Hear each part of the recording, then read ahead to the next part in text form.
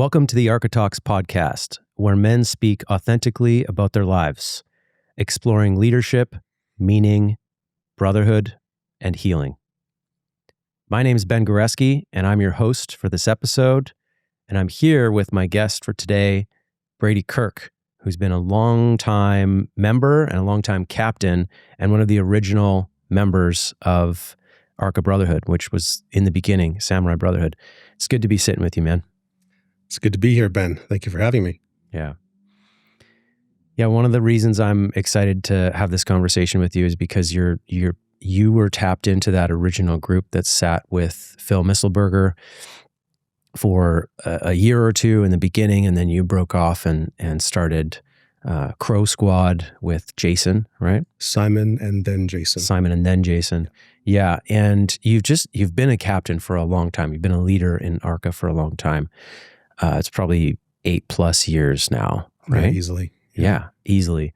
And you're actually the only leader in Arka who runs 3 groups at the same time, which was, when we made that decision to put you in that 3rd group, it was a hard decision to make because you don't want to overload a guy too much. You don't want him to burn out.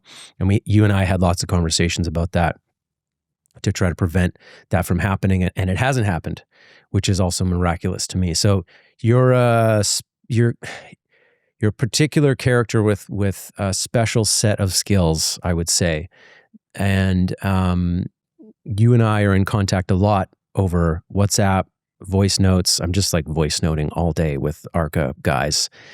And when you share with me about what you're working on with your guys, some of the tools that you're using, some of the frameworks that you're using, I just think it's really cool, and I just want to dig into it with you. So stoked to be here, and thanks for coming in. Yeah. Anytime. So, pretty cool, hey? Arka Podcast. Let's go. Arka Talks podcast. We've talked about it, and it's here, and it's solid, and we're going. Yeah. This is great. This is exactly what we need. Yeah. So, I think a good place to start would be before you joined that first men's group, where were you at in your life? What was going on for you? What were you hungry for? What was hurting? What was the state of things for you at that time? For a couple of years before I joined Arka, I'd been working construction. So I had the camaraderie that comes from doing dangerous work in dangerous circumstances with men. Mm-hmm. And we're out on the road as road crews doing paving, concrete, that kind of stuff. And the nature of the work means that we inherently develop trust with each other. Even guys you don't like, even guys you actively hate, you will watch out for them because that's just how the job is. Mm-hmm. So there's that trust there where I know he doesn't like me, but I know he'll have my back when I need it. And I went from that to working in the office, which was a lot more politicking, a lot more subterfuge, a lot more like submarine warfare, where you don't really know exactly what the people around you are up to.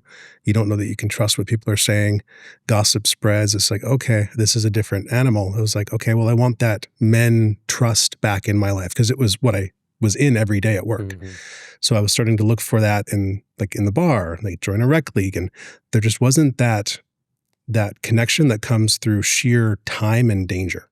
And a friend of mine, I moved into a new place. One of the roommates quickly became a friend. He invited me to this men's group thing at this guy's apartment in Kits. And I was hey, sure, maybe this is what I'm looking for. Maybe it's not. I'll try it out and see. I went. I was oh yeah, this is feeling like the place. This is the kind of stuff where I've been missing. And it turned out that he got really triggered that meeting and never went back. Who, your friend? My friend. And then I never left. So his purpose was to get me there. And then that was his trigger point. And for me, it was being in a place where I could be as honest with men as I'd been accustomed to on construction sites, but then reluctantly realized, that's kind of gone from my life unless I find a place for it. Mm-hmm. And how did he find out about the group at that time? That is a great question. Yeah. He's more on the hippie side. So I'm assuming he just met somebody who knew somebody. Yeah. Just that 2 degrees of separation kind of thing in Vancouver where you always know someone in common when you meet someone new. Yeah. And was Phil Misselberger there at that? That was an open house event, right? No, that was just a straight up meeting. This Oh, was you just dropped into a this meeting. was like a couple weeks into Samurai Brotherhood. Right. So they were just filling up the group. Yeah, this was Nick and Chris and myself, Leo, Jason came a little later, a couple of guys that weren't really around for very long. Uh-huh. It was a very small room with Phil, and it was just kind of like, what is this? What's going on? Mm-hmm. And we just talked and did stuff, and guys got heated, and we did the work. And you liked it. I loved it. Yeah.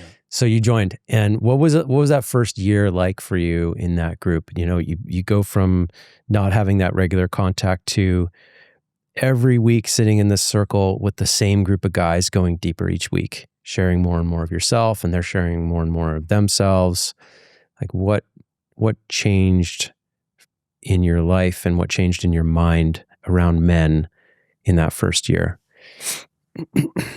My first year, there was a change in me where I went from what I was bringing into the room versus what I actually realized I could gain. I thought I was already established. I thought I had a lot of my stuff figured out. Mm-hmm. I had an awareness enlightening moment when I was around 23, and I found it tough to talk with people about it. And I was thinking maybe in this kind of men's group, I'll have other guys I can talk with about that kind of level of experience. So I came in with a lot of confidence in my ability to just be here for everything. And then I had a really tough week where I just bit the bullet, did a ton of tough work for myself and for family members.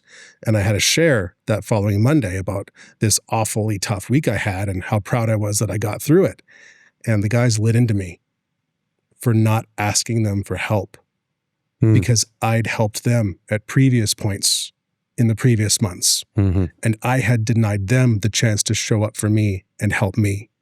And they were pissed off with me for a moment that I thought I should be proud of. And that's where I had this shift of like, oh, maybe I don't have everything figured out. Maybe there is still stuff for me to learn. Maybe there is still stuff that I've got to deal with. And one of them was learning to ask for and accept help. Mm-hmm. That was a big area of trust I wasn't willing to extend towards people. And that was one of the first big ones for me in that first year. Mm-hmm. Yeah, the shift from the lone wolf mentality, which you were very proud of yourself for. Right? I think a lot of men can relate to this, and we've already talked about the lone wolf just in our first few episodes here on the show, because it just lives in every man who's living in the Western world here, where we really kind of glorify doing everything ourselves. We're really proud of ourselves when we like just max out and get everything done, and we win the game for the week, or we win the day, and then you join a squad, you join a circle of guys that the goal isn't to do everything yourself. The goal is to learn how to rely on the squad for help when you need it, and to make the squad stronger and lean into the squad and give to other men when you have something to give. And the result is you're all stronger, and the world benefits from you guys not burning out as much, because men will do this. Men will push themselves to burnout. Mm-hmm. And they'll do it because they think that's the noble thing to do, right? And when they don't burn out, they're like, yeah, like I made it to the end without burning out. But we miss this aspect of what it's like to actually rely on other guys. I think there's actually a part of us that thinks we're weak if we reach out for help, if we lean on other guys. And we kind of have to bash that mentality out of each other. We have to like really point it out and challenge that mindset when we see it. And that's what was happening. Yeah. And in that meeting, one of the really hard-hitting guys was throwing me a lot of intense truth in that I'd helped my sister move and finish my taxes and dealt with like the regular stuff that was going on. She had a really rushed move from a bad living situation. And one of the guys was just like, those two guys have pickup trucks, and I know for sure they'd be there to help you move.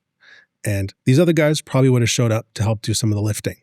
And then your accounting stuff, he's an accountant. He gets paid professionally to solve this problem you've got, and you didn't even think to ask him for help. How does he feel that you're sitting here suffering through something that he could just in a heartbeat fix for you? Mm-hmm. At the time I had just a regular employment job. Your taxes for him are so simple. He could just breathe it and make it go away. and you denied him that chance. And it just made it hit home. Like, we're not meant to go through these things alone. We're not meant to do everything ourselves. We're meant to figure out what we're really good at, get really good at it, and build a network of people for whom we can do that thing and receive in kind. And in those moments when we ourselves are vulnerable, that's when other people have the best chance to connect to us. Mm-hmm. It's like if you watch a movie and there's a hero who never has a vulnerability moment, you don't really care about that person. It's the hero who, it's why Spider-Man's so popular. He keeps getting knocked down over and over and over. We relate to that because that's the human experience. If I, as a man, go out into the world and pretend that I don't need anybody's help, I'm not giving anyone a chance to connect with me, and I'm robbing myself of all of these connections and friendships and moments of bonding. Mm-hmm. Yeah. Yeah, that's so true. And that's another one of the pieces of men's work that's so valuable for guys. Because again, we walk around thinking that showing any vulnerability is a weakness, know? And just to use a different word, sharing our shame, our guilt, our sense of weakness, that stuff. We feel like we have to hide that stuff from the world. And if we're having a process and we're not sure about something, like there's all of these things that we think we need to hide from the world. But one of the processes we do in men's work is at the right time, we share our secrets with each other. We sit down and say like, okay, what are the uncomfortable truths about you, your past, your mind? Share those with each other. And there's like nerves in the room before doing that. There's this like anxiety you can feel at that first men's retreat, which I want to talk about with you before doing so. And then as the sharing goes on, the relaxing happens. And at the end, everybody's kind of like, wow, geez, like we're all messed up. We're all hurting. We all carry shame and guilt. And geez, I feel not so alone right now, and I feel so connected to these other guys in here right now because of all that sharing. It's like the world gets flipped upside down for a minute. Yeah, completely upside down. Like all these things where I'm afraid I'll be judged as weak and worthless and throwawayable. Yeah. That's what they see in themselves in me. That's what they connect to me through. Mm-hmm. And that's one of the crazy things. And it's sort of like whenever there's an intake call with a new guy, I tell them all that you have to join men's group twice. You join when you're in that first meeting and you're sitting there, but you have to join the second time when something happens and you are exposed to the other men in a way you typically hide from other people. And they see you. And you have to sit with the fact that, okay, they saw that part of me that I normally hide. The instinct for almost everyone is to run. It's to, oh, this isn't for me. Or they start throwing accusations against the squad. This is too much. You guys push too hard. Or they have all kinds of defenses that come up. The thing I keep reminding these guys is this is your second joining. Mm-hmm. And what I try to do in those moments with the guys is have the other men who've just seen this part give their feedback on how they feel towards him. Okay, having seen this from say Tom, he just opened up. How do you feel, Tom? I feel like I can see you more. I know you more as a man. I can relate to you because I have the same pain. Or similar, my brother has the same pain as you. I can relate to you. And as he sees that there's that connection forming and he realizes he's not being judged the way he's afraid of being judged, say, oh, okay, I can ease into this. Some guys make it, some guys don't. Mm-hmm. But most of the guys, if I've prepped them with that knowledge, it's like, oh, okay, this is that second joining Brady was talking about. I got to have my week of fluttering and wanting to leave and let that settle. I always reach out to the guys during that week because it's super critical that they understand this is normal. Everyone has it. This is just your turn. I had mine. I share my story. And usually they're, yeah, I can go to meeting. I can try one more time. Yeah. Yeah. That's really important to point that piece out, that there a time happens for every man after his physical joining point. And a lot of times it involves a trigger that is often related to at least one other person in the room or in the circle, right? It might be another member said something or reminds him of something or somebody. It may have been a process that brought up an old memory, like if you were bullied, or if your dad was abusive and angry, and we decide to do some work around anger or some shares around anger, and that brings that up. And it can be very easy in those moments when you're triggered to get upset at what you perceive as the source of the trigger. That guy on the other side of the circle who expressed his anger in a certain way, or the captain in how he facilitated this exercise. The leader of the group gets a lot of these projections from guys where they're upset at the leader for how he did something. And in that moment and in the days afterwards, as a guy is processing that stuff, he has an opportunity to look into his own mind and see, like, what's this really about? Because I can really make it about the other guy, or I can look at what does this remind me of and what does this bring up for me and what's there for me to work on, And if you can do that, that's a big opportunity. But yeah, the piece that you mentioned around the men sharing with the guy, like, hey, I see you're defensive, or I see you're hurting right now, or I see you're feeling like vulnerable or backed into a corner by us. Maybe you received some feedback and that was triggering. That happens, Maybe you got confronted just on your attendance of being late a few meetings, and that's triggering. But showing yourself to the men in that moment, there's always this response from the guys where they're like, oh, I actually feel like I know you better. I feel like I see you through this. And there's something in men where we kind of want to see that from each other. Like we want to see what happens when the ground is shaking, or when you're like having a blood sugar crash and you're like low on sleep, and what's it like when you're tweaking a little bit, because we kind of want to see those sides of each other to know whether we can trust each other. If it's all hidden behind a wall, we kind of don't trust each other. Yeah. If you're a polite yes man, I don't actually know you because all I see is endless accommodation. Yeah. I want to see what makes you mad enough to get up and shout back in someone's face. When do you enforce your boundaries? Where are your boundaries? How well do you enforce them? Like if the door got kicked in and there's a bunch of guys rushing in, are you hiding in the corner, or are you grabbing a chair and throwing it at somebody? Mm-hmm. Like what's in your heart? What kind of man are you? What can I trust you with? What kinds of trust can I extend to you? This is something we get at too, is like, yeah, there's trust, but what kinds of trust? There's all different layers and aspects. I trust one guy to put his dishes away. I trust another guy to make power of attorney decisions over my life. Mm-hmm. I trust another guy with raising my son for the rest of my son's life. Mm-hmm. Like there's different kinds of trust that we extend to different people depending on what we've seen from them mm-hmm. and how they've shown up. And Arka is a place where men are not quite required. It's like it's made available. It's like a pool. Like, hey, you guys, you can show up fully as you're able to, jump in. But I'm scared. Okay, stand at the edge. We'll see you next week. We encourage you to jump because that's what you're signing up for. That's what you said you wanted. Mm-hmm. Showing up fully is available here. Mm-hmm. And it's like, it's all in confidentiality. That's the other part too that makes it so magical, is that it's not going to affect my life at church, my life at work, my family. Because these guys, I only know them starting out. I only know them from these meetings once a week.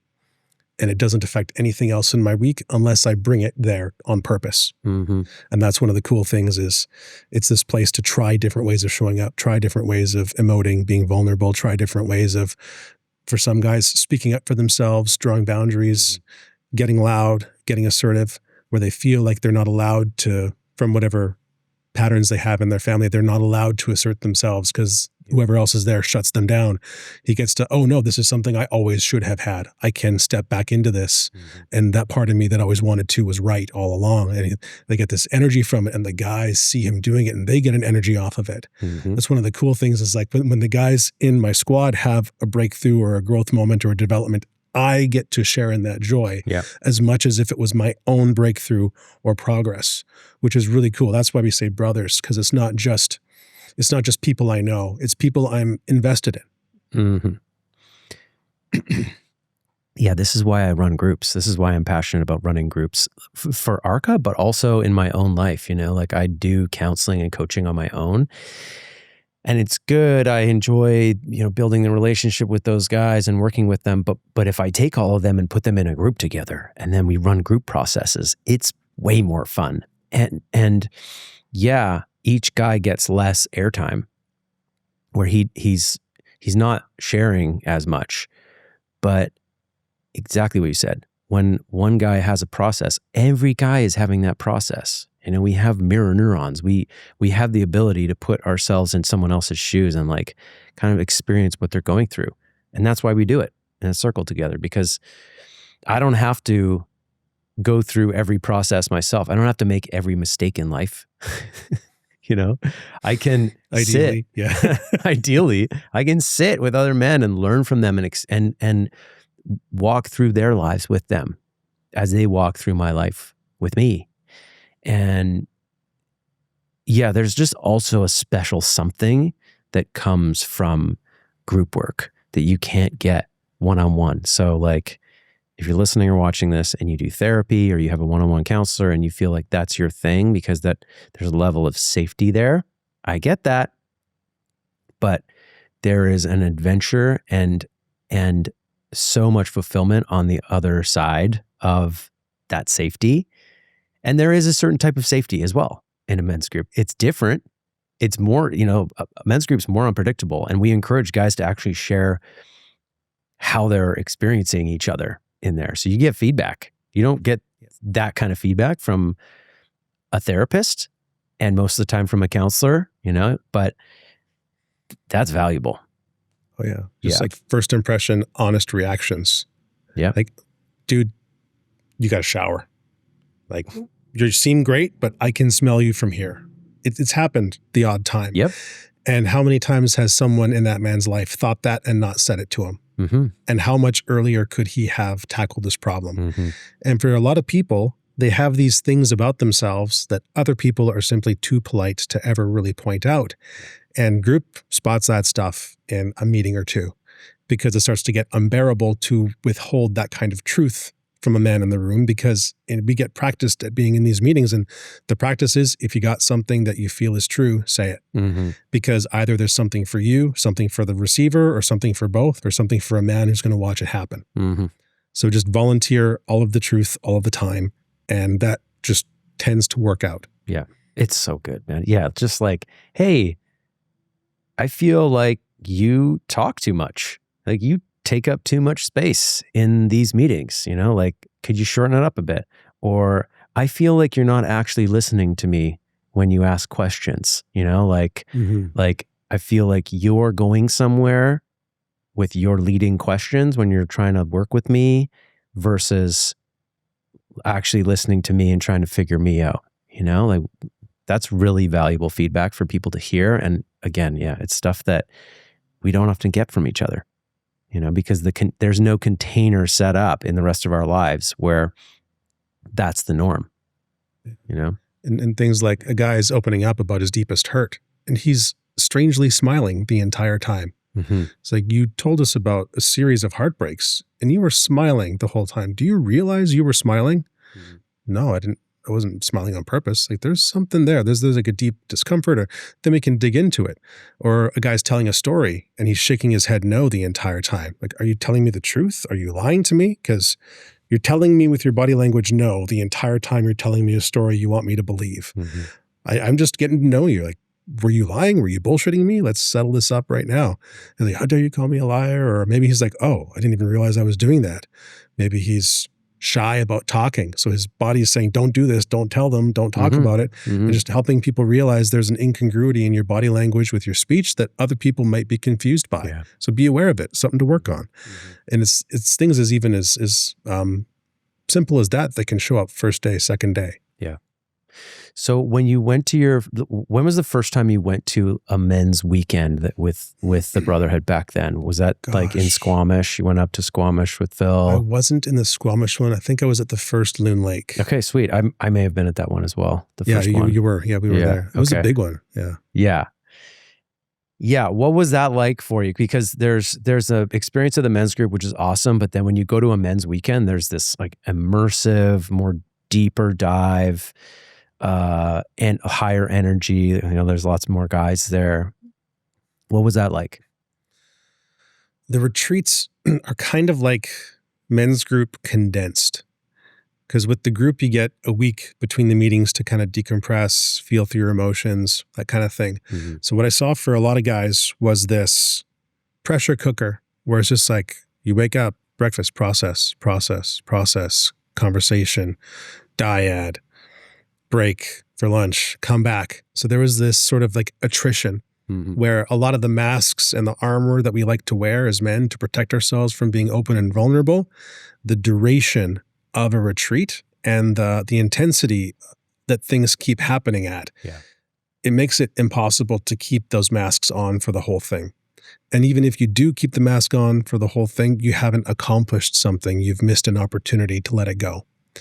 So there's that urge of like, oh man, I can't keep holding this back any longer. Good, don't. Let it out. Tell someone, even if it's disruptive to the process. Why are we doing this? I don't believe. Phil loves that stuff. It's like, why are we doing this? I don't want to do this anymore. Oh, interesting that you should say that. Yeah. And then he'll just hone in on you, and he knows that something's coming up. Yeah. And that was really great about having him as my original captain, was seeing all that experience for 2 years just in the room. And it was just kind of like, oh, okay, I get how this works. I get what he's doing. It's simple, but it's not. It's more art than science. Yes. And there's a lot of trusting yourself, trusting your own intuition, like soul to soul, human to human. That's what's happening. And in the retreats, it's so many guys doing that all at the same time that there's more sparks, more heat, less chance to hide because it keeps going. And then there's the physical stuff like the hiking and the cold plunges and the push-up competitions and like the early morning workout challenges and just all the different things that guys challenge each other to, and the way that guys open up and all the connections that men have together through spending that much time and that much process. It's very quickly going to show you who you're around, and you find friends fast. Yeah. Yeah. You know, I sometimes talk to people who they say that they asked a guy why he wanted to join the Brotherhood, and he said that he wanted to make friends. You know, he's looking for community. And we, in the captain's circle, we always say like, that's not enough. This is not, I mean, this is a social club, like, technically, but, and the outcome of what we're doing is brotherhood and deep friendship, but we need more of a reason for why we're here, you know? And you do come out of those weekends with like, just like a really deep bond with guys. But while you were describing it, like I sort of felt this like energy, like agitation energy in you while you were sharing, you know, and I really do kind of see that process like that, where you go in and there's some anxiety, some nerves in the beginning, and then all the processes over the first, at least the first day, sometimes the first couple days, if it's a 3-night event, are really like meant to shake up and agitate parts of you, take the mask down, expose your ego, expose your shadows, bring light into your shadows. This sort of hard work stuff that's not comfortable, that when you do it is actually very liberating. And so I always left these weekends with just soreness in my body, destroyed vocal cords, very low on sleep, exhausted at every like physical and mental level, but somehow I felt like spiritually totally fulfilled, and relationally totally fulfilled. Like I'd just been home, a different kind of home, for a few days with these other men. And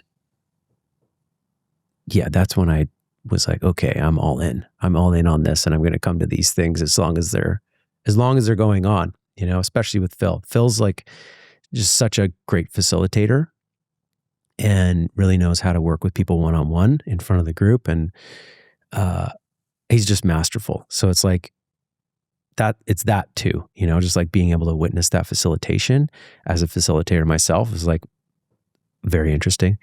But yeah, those Brotherhood weekends are, I agree with you. It's like there's a, you can kind of hide in a 3-hour meeting weekly, But when you go into a 3-night container or 2-night container for 48 hours with guys, and all the processes are really just about exposing, and challenging you, you get exposed and you can't run.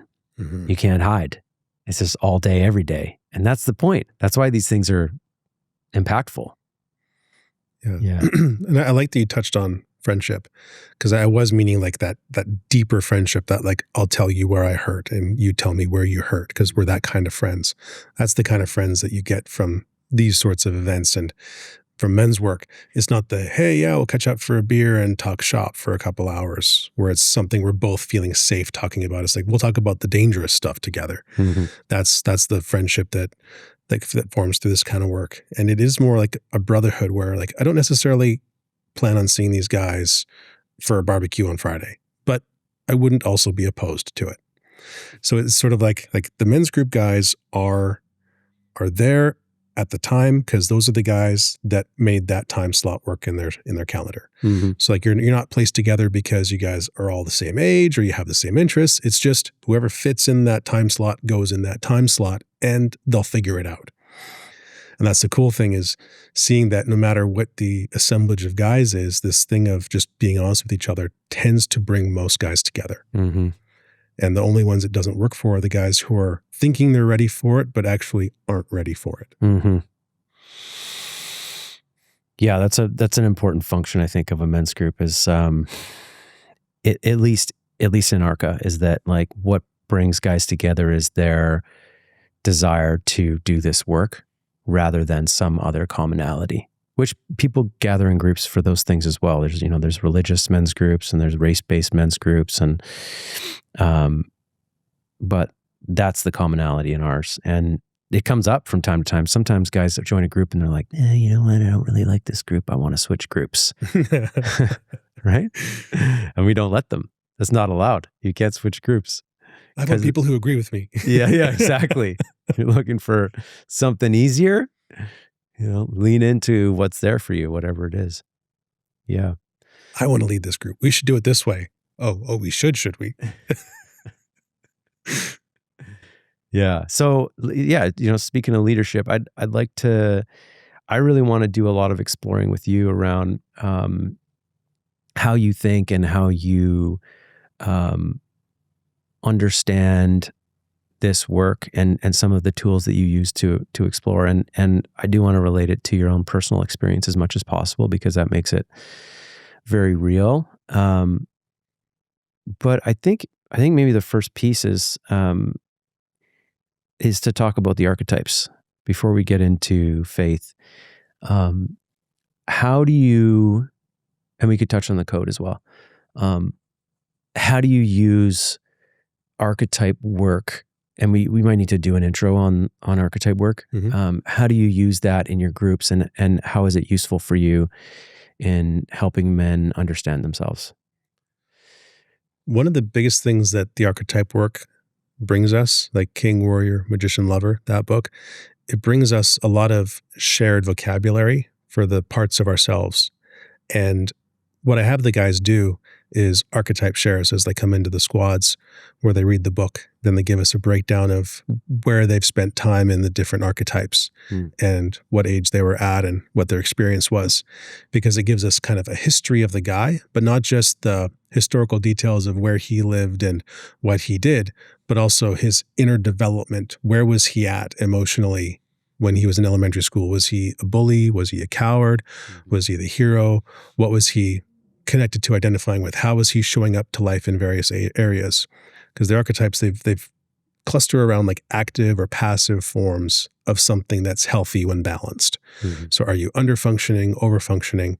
It helps give words to that. And then also it carries on into the regular meetings where a guy's in his share and he's talking.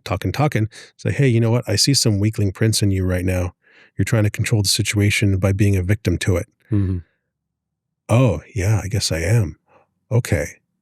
And then I continue, how would you prefer to show up to this situation? I'd rather do this. Okay. That's what I try to do with the guys. My leadership style is I'm deeply invested in helping guys see what their next best steps might be, but I don't attach emotionally to them actually carrying it out. Because I have too many guys to be emotionally invested in everyone taking their right next step. What I'm emotionally invested in, like, I want to know you, get to know you, and try to work with you to find out, like, maybe you need to have that conversation with your parents you've been avoiding.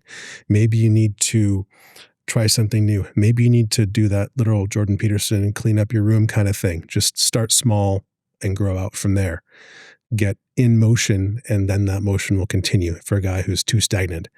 So that's where I start with it. The archetypes help with that because they help paint a picture that we all can relate to with the same language. Mm-hmm. And then it gets a little clearer. It's like, oh, okay, if I've got Prince energy figured out, Divine Child's kind of figured out, the next level up is King energy. And while I'm on the way, I got to make sure I don't swing into the Tyrant or the Weakling Prince, because it's easy to abuse power when you've got it, but it goes away when you abuse it too much and you end up sliding backwards. Yeah. So it helps create a shared culture and a shared way of communicating these inner things that are hard without the words. I love it. I love the archetypes as well.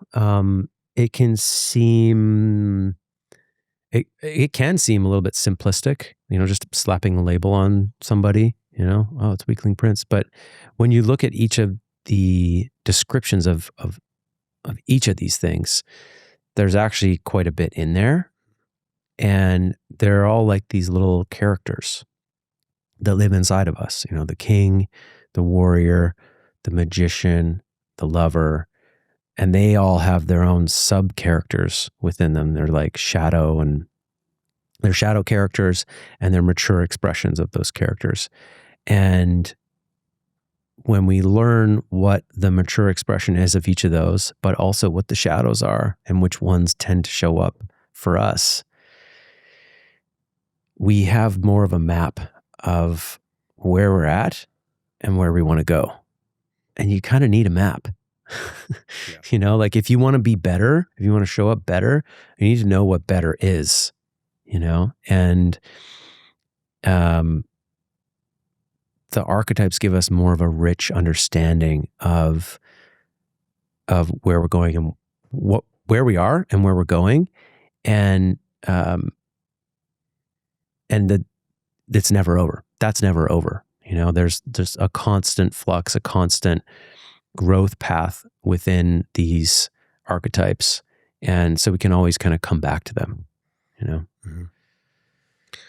Nice. I have about 20% of my guys, they're really type A, and they do not give a frick about the archetypes. Mm-hmm. It's fruity, hippie, mumbo jumbo.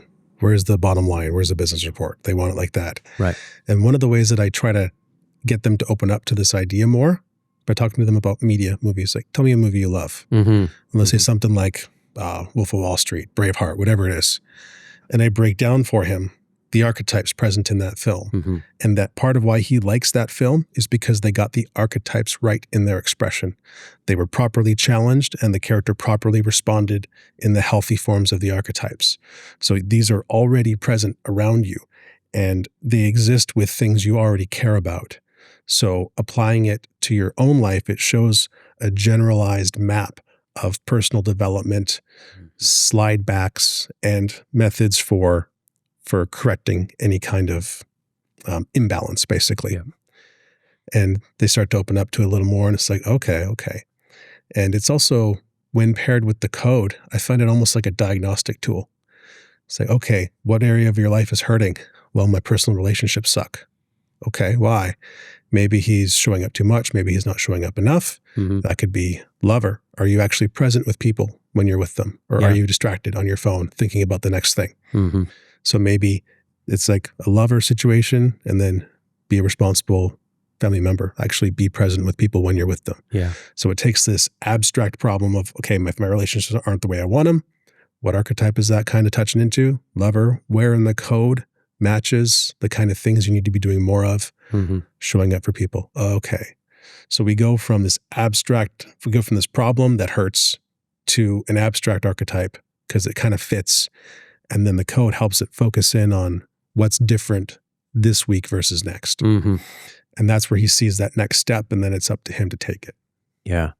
Yeah. So you you go into psychology for understanding the problem for a minute, go into understanding your mind, but then we move towards action, which is really important in Arka, right? We don't want to sit around and just like navel gaze all day long. That part's important. Understanding yourself is important. And the reason why you do things, because that awareness is power. It's empowering to know more about yourself and why you're doing certain things, because it allows you to sort of intervene in some of these processes and take a different action. It actually motivates you to take a different action, But yeah, I love that, like the lover archetype is one where there's a lot of men are either disconnected from this archetype and they just don't give it any energy in their lives. Once they really get into adulthood, I would say a lot of young boys are into lover energy, but it sort of gets ground out of us throughout the years. And then once we're adults and we're focused on making money in the world and career and like get stuff done, and there's a lot of sort of warrior in that. And our lover ends up either, it's sort of going sideways into the addict, the addicted lover, right? That's the scrolling of the phone, the looking at porn, the constantly looking for dopamine hits, or like, I want to feel good here, I want to feel good there. Oh, I need to relax. Oh, I need to come out of relaxation, and I need this, I need that. The compulsions, or the total disconnect from feeling altogether, which is the numbing out, the numbing, right? They call it the impotent lover in the book, but it's just really like the numb lover. And if you're in either one of those or both, if you're just alternating between the two, you're not spending any time in this like real expression of the lover, which is actually more like nourishing and life-giving. So figuring out how to do that, and we do that in men's groups. We don't spend a lot of time on the lover, but we do. And funnily enough, focusing on a lot of this other stuff, this like the shadow work, the exposure, the like all the shakeups, they actually open up your feeling body more. And it isn't all just like the anger, the shadow that some guys need. Some guys, like these high functioning guys, I ask them like, what do you do for fun? And they're confused by the question. Like, what do you mean fun? Like, when's the last time you had fun? And their honest answer is, I don't know. Like, don't you think that's a problem? Because they talk about substance numbing and problems in their relationships. It's just like, possibly you've become so serious of a person that you aren't fun for others to be around. Yeah. It's unenjoyable for them to be around you. That's why they don't want to be around you. Yes. And this idea of like fun is nourishing, it's good for the soul. This is something that this is one of the great gifts that children bring their parents, is that children will drag you into the world of play again if you let them. And if you're wise, you'll let them, because you need to go back there as an adult. And they kind of come around just at the time when you've resigned yourself to the world of adulting. And then the kids are just like Legos. Right around the time you're starting to get crusty, right? Yeah. They bring you in. And again, like, it's their world now, so they live there. But we can't spend all the time there, but we need to spend some time there for our own sake. Like adult mammals, all adult mammals engage in play, and a lot of humans have convinced themselves not to. And then we end up wondering why we have these vices, like you described, the dopamine vices, like porn, alcohol, weed, whatever your substance of choice is or distraction of choice is. That's a substitute, an unhealthy substitute for the lack of fun in your life and joy and enjoyment. And for some guys, like their path is find something you enjoy. That means trying stuff again. And it might take 6 months to find something you actually genuinely, intrinsically enjoy, but it's worth it to find that thing again. And then you start to build a network of people who also enjoy that thing and want to get together over that thing. And now, instead of a schedule of just work and study and dopamine dose, you now have things in your calendar that are highlights. Oh, right, I'm going surfing next week up at the coast. And then I'm going to meet these guys there and we're going to hang out. So now your life has this work, joy, balance that is actually sustainable for a lifetime and is not just going to cause a burnout crash. Yeah. Find a passion. Yeah, pickleball, climbing, cycling. There's benefits to each of them, one of the things that I do is I go to music festivals. I go to at least one per year. And I wish I could go to more, but they happen in the summer and it's a big investment to time and money wise to go and do these things. But it's really special what happens there, because like there's really no clocks. You're just using the sun. And yeah, there's a schedule for music and stuff, but like you're not really adhering to that. You're camping with your friends and you're dancing. You're dancing and you're jumping in the river and then you're dancing again and then you're getting food and you're just laying around and you're laughing and you're talking and you're massaging each other. Like you're just playing the whole weekend. That's the goal, And my life changed when I started going to those things. I went to Shambhala was like the first big one that I went to, like something like 14, 15 years ago. And the environment and the culture struck me. I was just like, whoa, like it's just pure play. And yeah, there's like some debauchery and there's a shadow to those things. And there's some like weird shit that's happening over here. But like, and sure, you can go participate in some of that stuff, but like, you don't have to. You can actually just be in that energy of play and celebration of life and dancing and being in your body. And it really it was like very healing for me as a man to be able to do that. And so that's why I still do it, And if there are other ways that I can get that in my life between summers, I've learned that's needs to be part of my vitamin stack, So if I can get that in little micro moments in the week, or in the day, that's the right thing to do. Take my vitamins. And these days, it's when I walk in after work and I'm exhausted and my daughter's like, "Daddy, wrestle me," and she just jumps on the couch and I'm like, "Oh, but I have these things to worry about." And she's like, "No, wrestle me," and she just demands it. And I'm like, okay, here we go. And I have to get into it. And I do get into it. Those are like, yeah, she's a real gift in that way. Yeah. Very true. Yeah. Having those escapes, those things that you can deliberately add into your life because it's part of your own medicine. It's part of your own maintenance. Mm-hmm. It's necessary.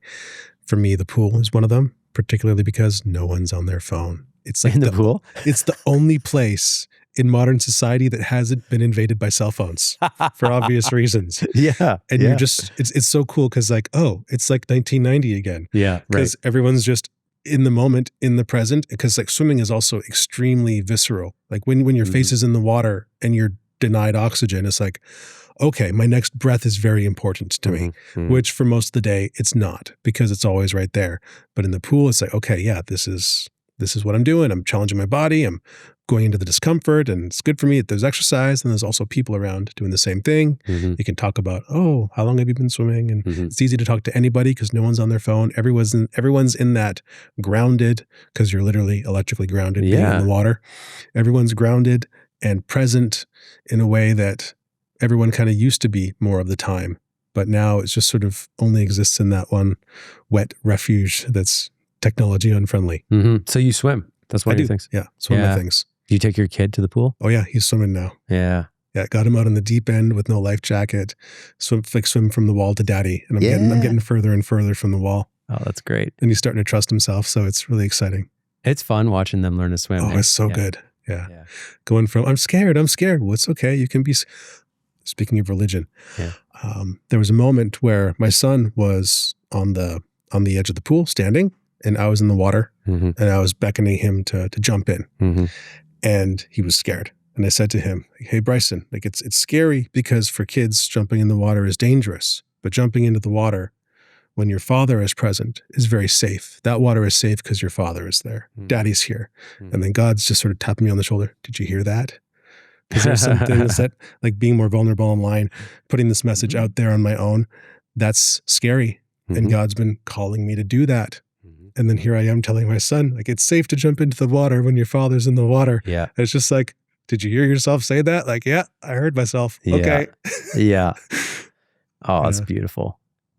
Yeah, let's talk about your faith. Let's talk about, Arka is not a faith-based organization. We're secular, but we have lots of members who ascribe to different faiths. And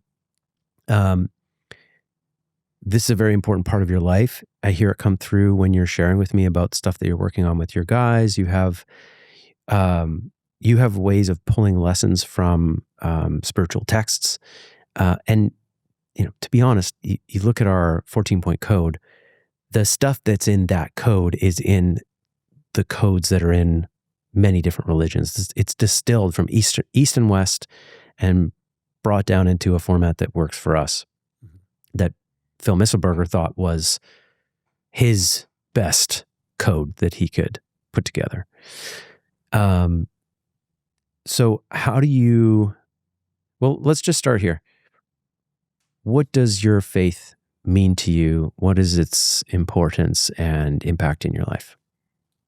For me, the biggest impact of my faith is that I had a moment from doing a lot of lucid dreaming where I encountered something that was not human, was a separate will. It was hostile, and I had no control over it. In lucid dreams, I can control everything that's happening.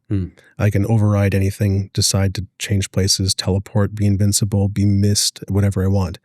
And this thing, I couldn't get away from it. Was this when you were 23?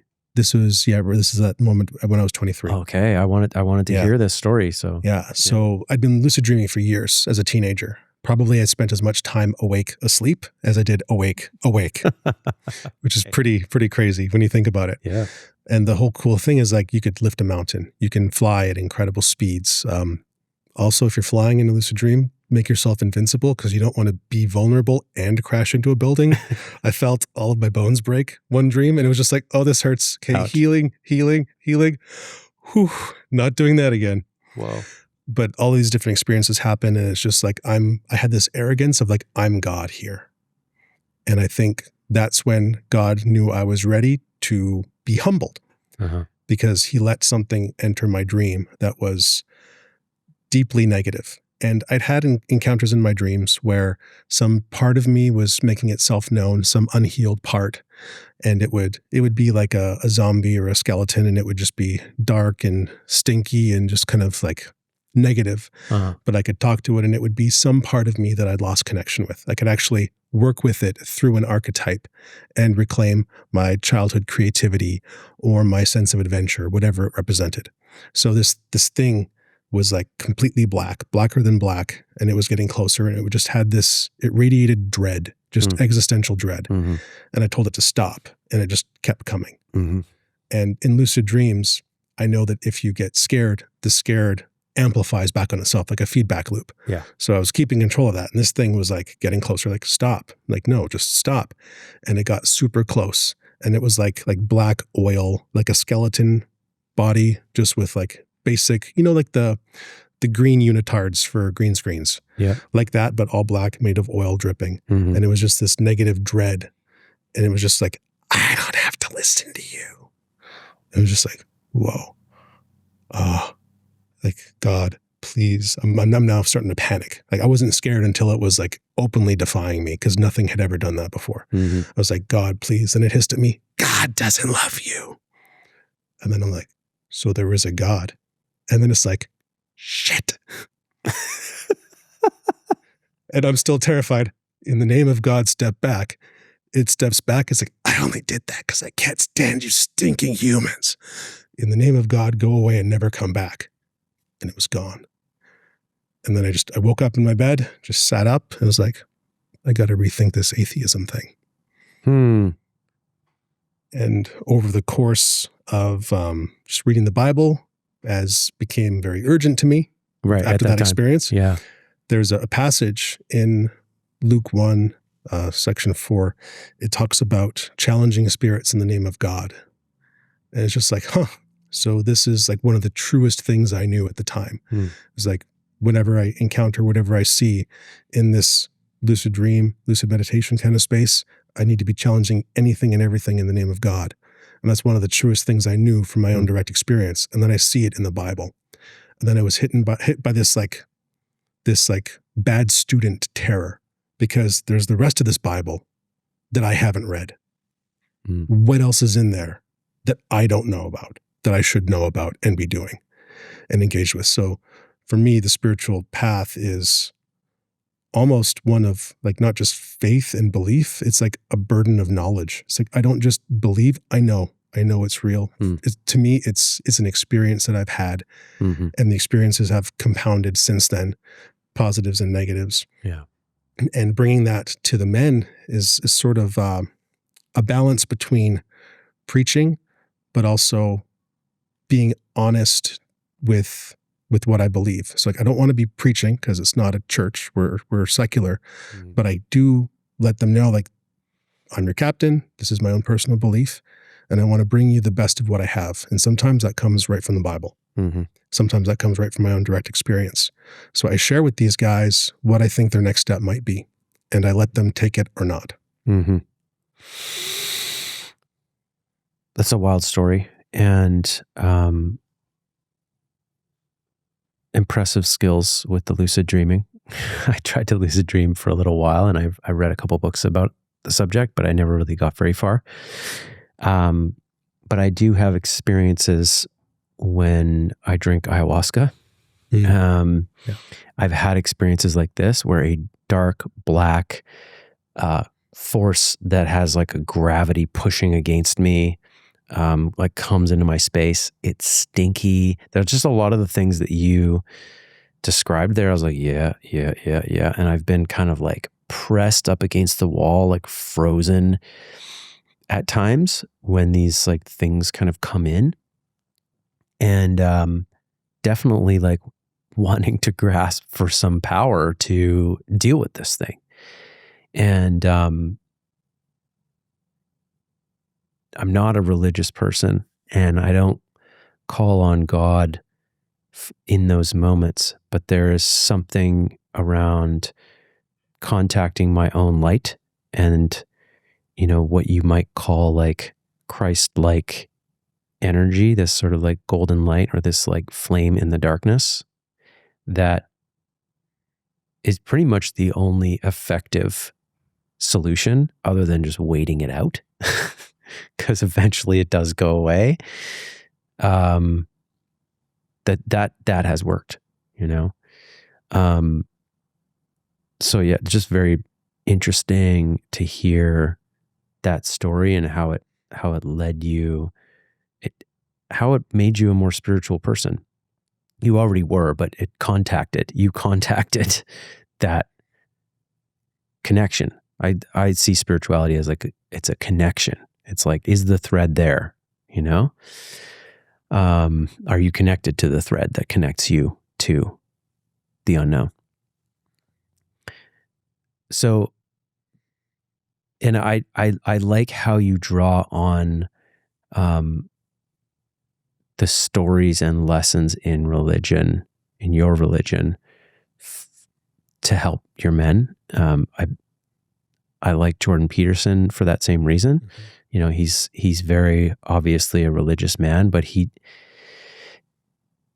doesn't tell people to convert to his religion. He just tells the stories in his own way, his own special way of like, how do we extract the lessons from this myth or this story? So I'd love to hear what one or two of your favorite stories are from the Bible that stick with you, that you often come back to, and why they're inspiring for you. I like Jonah and the whale. Mm-hmm.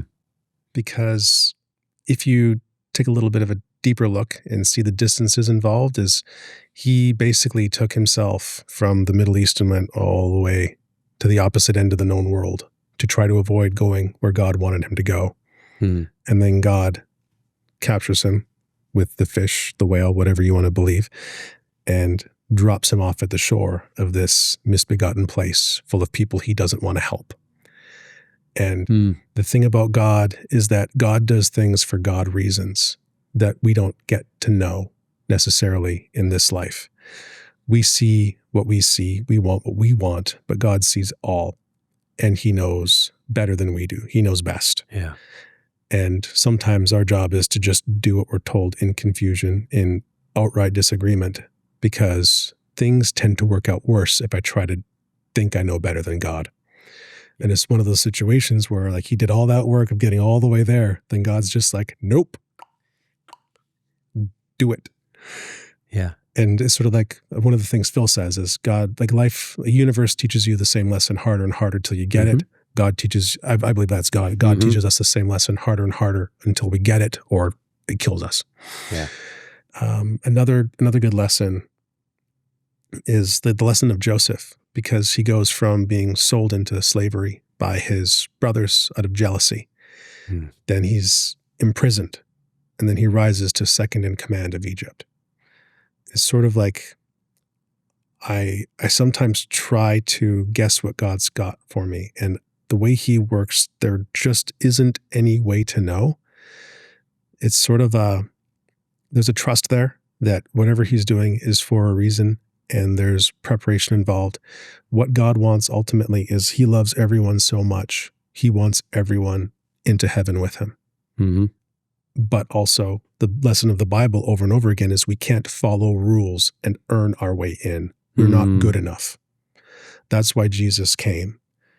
As God became man to live a perfect, sinless life and sacrifice himself and receive the full weight of divine wrath on behalf of all of those who deserve it, but will not receive it if they just believe in him. The thing about Christianity that sets it apart is there's a lot of religions where it's like, be a good person and you go to the good place. Yeah. Christianity says you don't deserve the good place. Nothing you do can ever make you worthy. But God knows that. He sacrificed himself. Believe in that sacrifice and you can come in. So there's a huge surrender of pride in Christianity. I want to earn my way in. I want to show God I'm good enough. Yeah. You can't. Your dirt pie will never be good enough for God's bakery. And that's the relationship, like child and father. Like no matter how much time you spend in the garden, your dirt pie is never going to be good enough for God's table. You will not earn your way in. It's okay. He knows. He made a path already. He loves you so much. He suffered his own punishment for sin on your behalf when he didn't have to. And that's the way in. And the beauty there is that God made that pathway possible. He wants as many people as possible to take that path. Biblically, this world ends and a new heaven and a new earth are created. So everything that's done here for here's sake is gone. What matters here is the people, because God wants people returning to him and accepting him, and he wants the deepening of those relationships. Those are the two things that God really cares about, and everything he orchestrates serves those two ends. The deepening of those relationships between them and him? Yes. Yeah. That's why God wants us in heaven, is to connect with us infinitely for eternity. Yeah. Because he's infinitely complex. You know, those mathematical, I'm blanking on the name of them, but no matter how much you zoom in, they stay just the same amount of detail. Oh, yeah. God's like that. He's just infinite. And it breaks the human brain, which is kind of the point. But he wants us to be us with him and get to know him and be known by him. It's a beautiful way you describe it. I really like that. And there's sort of like this Old Testament versus New Testament thing that I was picturing, while you were describing that, where like the Old Testament is like, yeah, here's all these rules, and like there's, God's spiteful and like kick your ass and sentence you to a lifetime of torture or whatever, or like you have to adhere to these commandments. And there's a lot of harshness in the Old Testament, but there is also this like there's also this sense of like, yeah, you have to do these certain things and in order to be worthy. Whereas the picture you just painted was like, it sets up an infinite game where there is no endpoint where you will like achieve success. You have a daily practice and a daily devotion and work to do in the privacy of your own heart, really, when it comes down to it. And there isn't this like judgment day where are you worthy or are you not worthy? It's like in this moment, where is your heart? Is it with this connection? Is there faith here? Is there an allowing? Or are you trying to do it your way? Are you disconnected? And, you know, as a non-religious person, I'm just like very much aligned with what you were sharing. I was like, yeah, I like this vision. This is great. And this can build a beautiful world. Mm-hmm. There's a line that Jesus speaks in the New Testament, and he's warning people of what comes from living your own way. And he says that for some people, I'll say to them, depart from me, I never knew you. Mm-hmm. It's not that you never did good things. It's not that you didn't feed the homeless or love your family. Depart from me, I never knew you. It's God's house. You get in because you know him and he knows you. Not because you've done right. You do right because you know God. Mm. You don't get in because you've done right. Mm-hmm. And it's one of the most terrifying passages in the Bible is considering receiving that from God. Depart from me, I never knew you. Mm-hmm. It's like, that's the end. Mm-hmm. Yeah. If you hear that.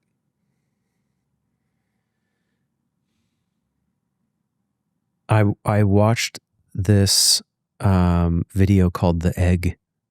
I don't know if you've ever seen this. I think it's Kyrgyzstan on YouTube did this piece called The Egg.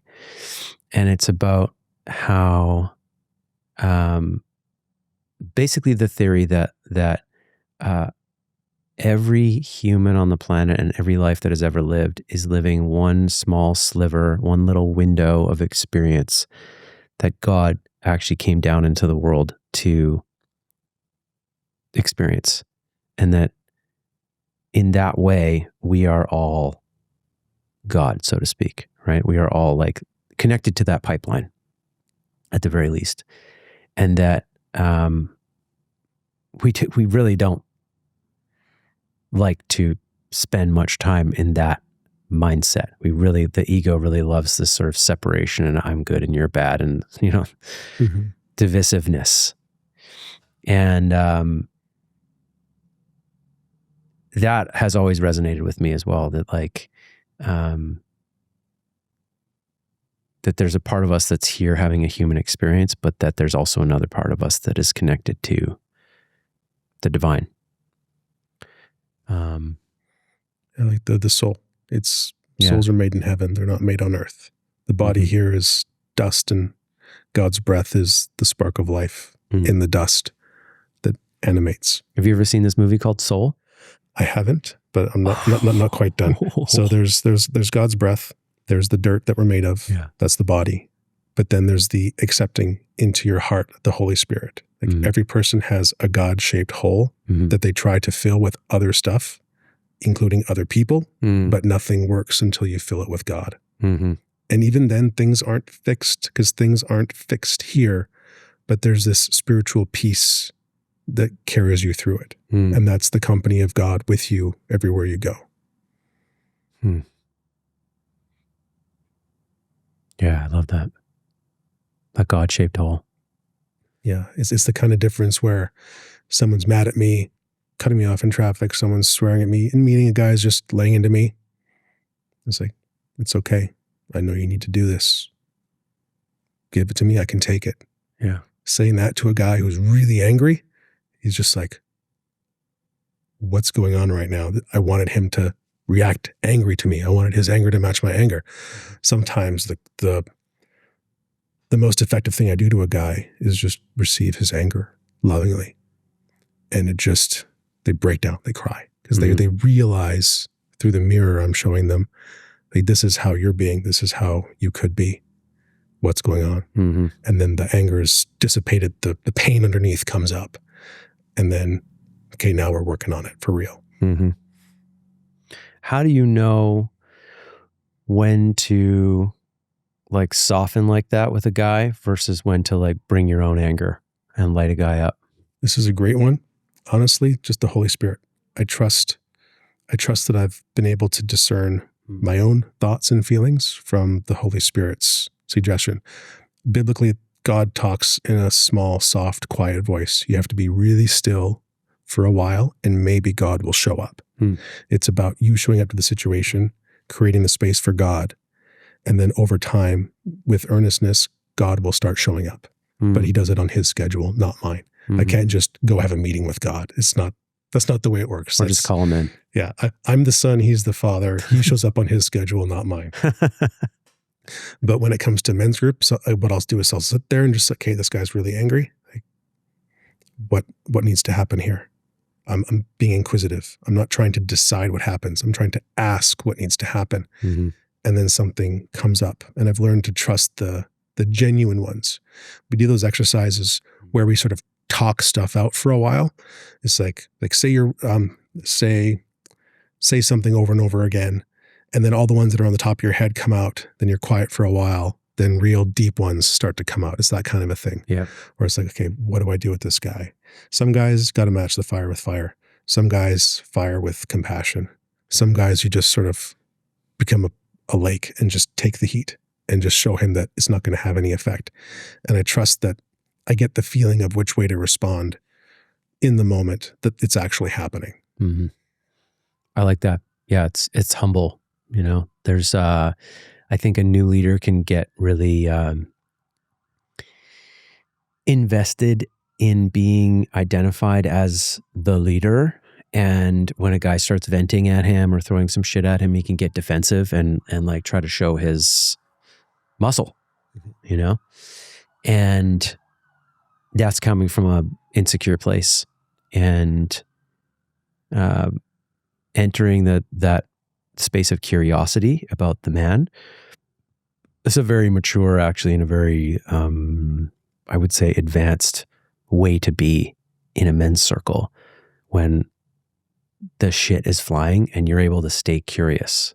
And that's something that we're always training all the guys to do. That's what we want, is for guys to be able to be in this kind of like in the heat, but curious about themselves and curious about each other while that's happening.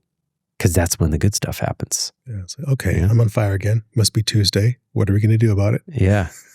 Yeah. No big deal. Happens every week kind of thing. Yeah. And, you know, this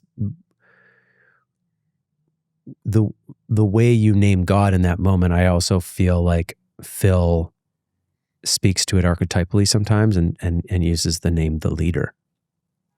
You know, when you step into the leader's chair, if you can let go enough, like sure, bring your plans and bring your skills to the table, but if you can let go while you're there, someday you will find that it's not you running the meeting, it's the leader running the meeting. There's something like coming through you because you're allowing it to. You're letting go, you know? Yeah. And to be honest, I don't always get a clear answer. Usually just from experience, there's something that rises up and I report that honesty. Sometimes I don't get a clear answer. And one of the guys repeated this back to me. We did an exercise of something you said that stuck with me he repeated this back to me months later. Because I said to the guy, when he was really angry, I said to him, I don't know what to do with you, but I'm going to soon. And he just, I didn't intend it like a threat or menace. It was just like, that's just what genuinely, like, I don't know what to do with you, but I will soon. And it was just, dad's angry. Like leader's angry, but I wasn't angry. I was calm. And I was aware that this moment wasn't for me to be decisive. That'll come later. Yeah. And it worked out well, but it just stuck with that member because he was just like, what's going to happen? Yeah. Yeah. I mean, you can imagine a parent saying that to a kid, you know? I love that. Yeah. Because I have many of those situations. I actually really often need to pause and reflect on something like, this guy said that, or this guy challenged me in that way. I find it's useful not to like snap and react very quickly in those moments most of the time, because I'm actually not sure how I want to react to that or how I want to act. Respond is the word I like to use. Yeah. Respond or react. There's a reaction and there's a response. So that's been useful for me too. It's just learning to pause, Mm-hmm. Yeah. Yeah. To copy Phil, just from watching him by osmosis, something's happening. And and takes the time to compose himself and draw from that well. And then he does something or says something. And that's such a key thing for men to do in their lives in general, is just give yourself the 3 seconds to shift your state from reacting to the fire to responding. Mm-hmm. And sometimes it's okay to just not know. And often I will take those moments in prayer to God for an hour, a day, a week, whatever it takes to get a clear response. And that's something that I've shared with the guys too, is like, yeah, I take a lot of this stuff to prayer when it's the heavier stuff that I'm not sure how to, like, God, there's this guy in my squad. He's got this going on. I want to help him. I don't know how. Mm-hmm. What you got? Like, what do I do? Mm-hmm. If this is your will for him to flounder, okay, I can be with him while he's unsure of what to do. If sometimes that's what it is just that guy's just going to be struggling for a while. And the challenge is to be with him while he is struggling and be in that uncomfortable space of wanting to help him, but not being able to. Mm-hmm. That's a challenge for me as a leader. It's a challenge for him as a man, and a challenge for the other men to be with a guy who just isn't going to be solved. We're just going to linger with the question. Yeah. And that's okay sometimes. Yeah, that strikes me as one of the things that makes you, that gives you the sustainability to run 3 squads for Arka over years, because I've been in the director position for, I don't know, at least 5 years now. I think it's more like 7 almost at this point. And so we've been overseeing the leaders and how they do over time, where they're at when they step up, how they track across time, how they're leading in that time, and whether they burn out or not, or whether they still have energy. You still have energy. You haven't stepped down from being a leader in a squad for kind of ever. And so this quality, this practice that you're speaking to, I think is a crucial part of it, because overfunctioning is one of these things that we do talk about in leadership circles from time to time. Because if you're overfunctioning, you're overclocking your system, you're going to burn out. That's what causes burnout, is overfunctioning. You're pushing too hard. And that isn't always just you're spending too much time doing this. It's a internal energy thing. Like, how hot are you revving your own internal engine? How invested are you in outcomes in your squad? And another way of saying that is, to what degree are you letting go of the results of what's happening with your guys? 3 squads, at least 10 guys each. You got about 30 guys on average in your orbit. You can imagine if you were like really worrying about these guys and really invested in each of them and their map in life and where you think they should be going, how exhausting that would be.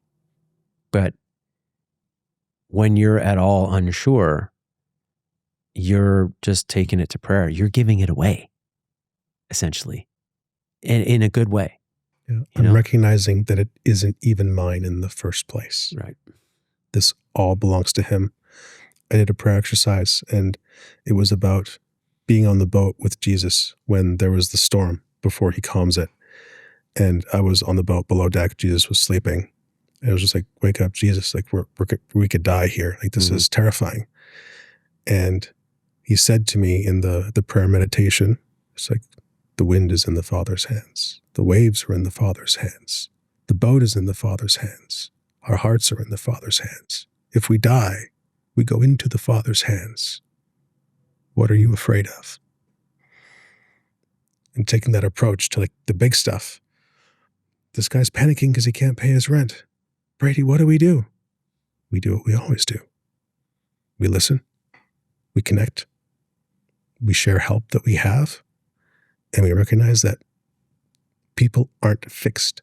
Problems don't always have an obvious solution.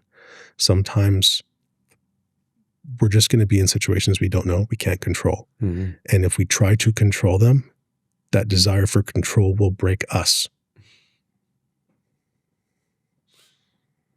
So true. So true, man.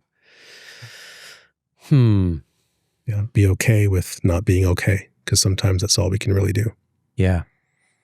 Yeah. I've had guys for periods in my squad be just going through a real rough patch where it took everything for them to just show up to the meeting. And we processed them. We did all kinds of stuff and it wasn't working. And we just let him be. Just let him be here. He's still one of us. We still got his back. He keeps showing up. Just show up. And he was honest with us. Guys, I'm at 2 for the 10th week in a row. Okay. We'd talk about potentially seeing a therapist, seeking medication. Eventually he did go that route.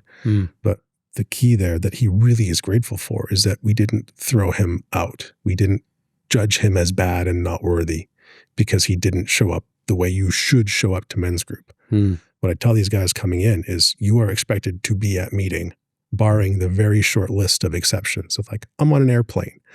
I'm at my grandma's funeral. I'm in the hospital. I'm in the bathroom and I've got body problems going on because I'm sick with the flu. Like that's when you're not here.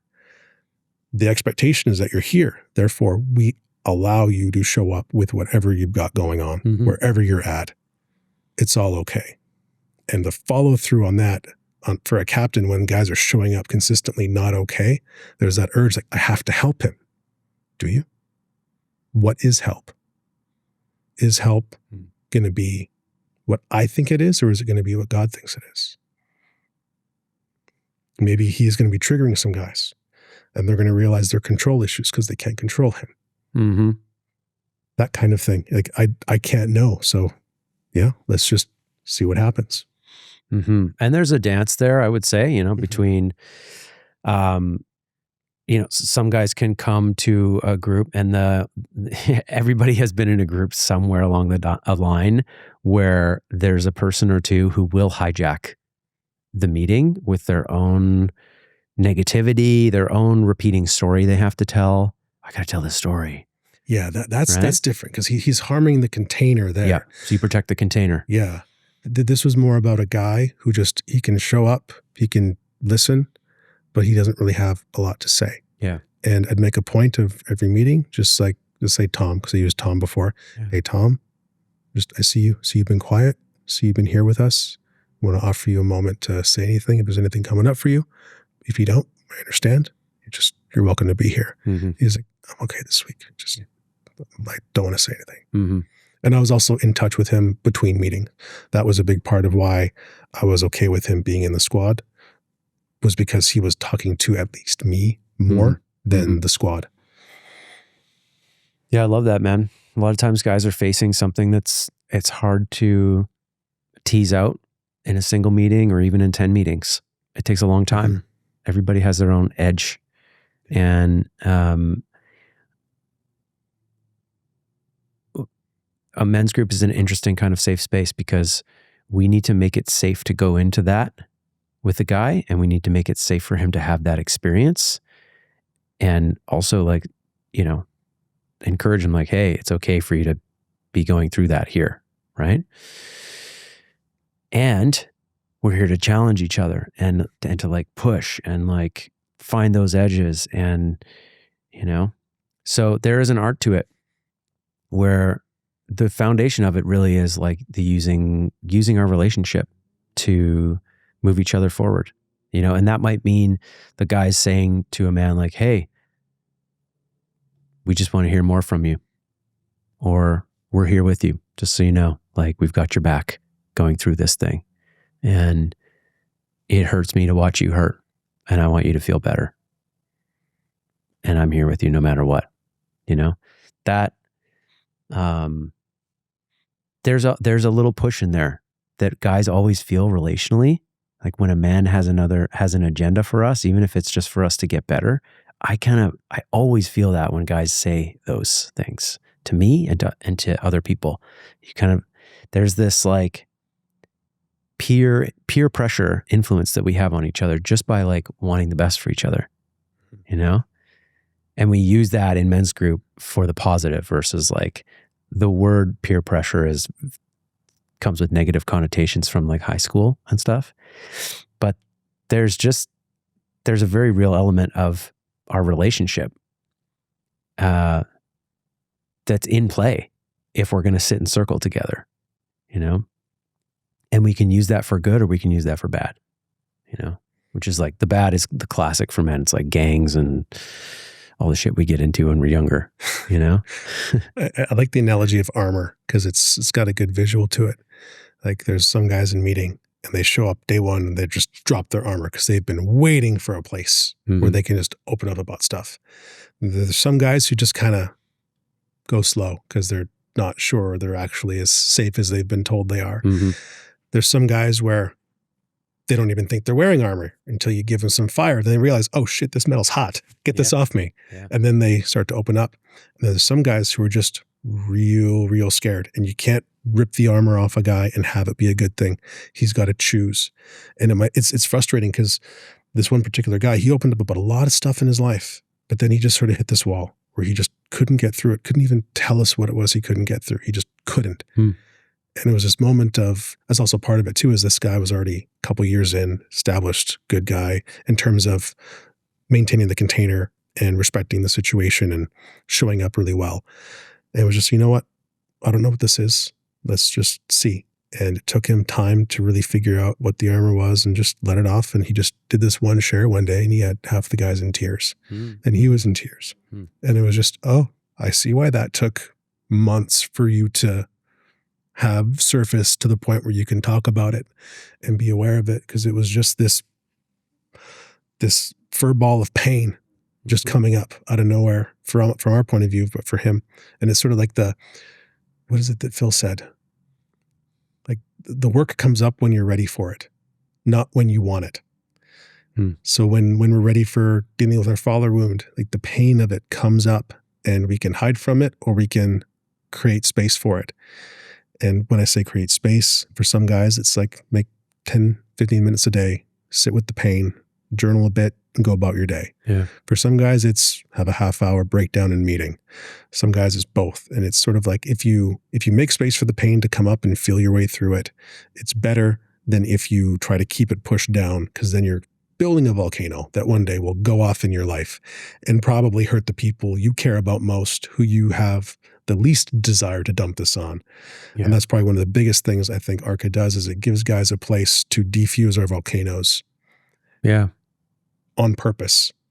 And then these things that are weak points of like a guy who doesn't like to be challenged. Well, it's going to be tough having a successful career if you don't want to be challenged and you're reactive and hostile anytime you perceive a challenge.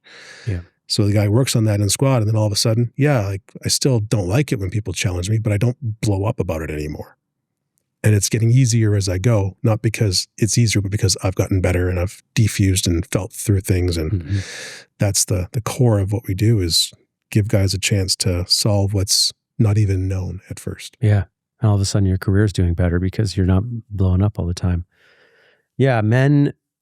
So many men carry some pretty deep pain, and it can take a while to get there.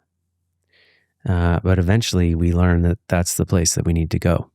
And yeah, I've heard the worst stories, in my years as a counselor and years sitting in men's circles, the stuff that's happened to men.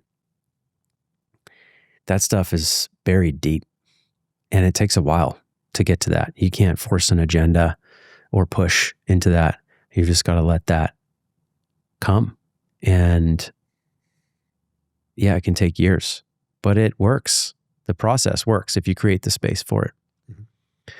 So speaking of armor, I would love to hear, you told me once about this Gladiator process that you do with guys, and I just thought it was really cool and would love to hear about it.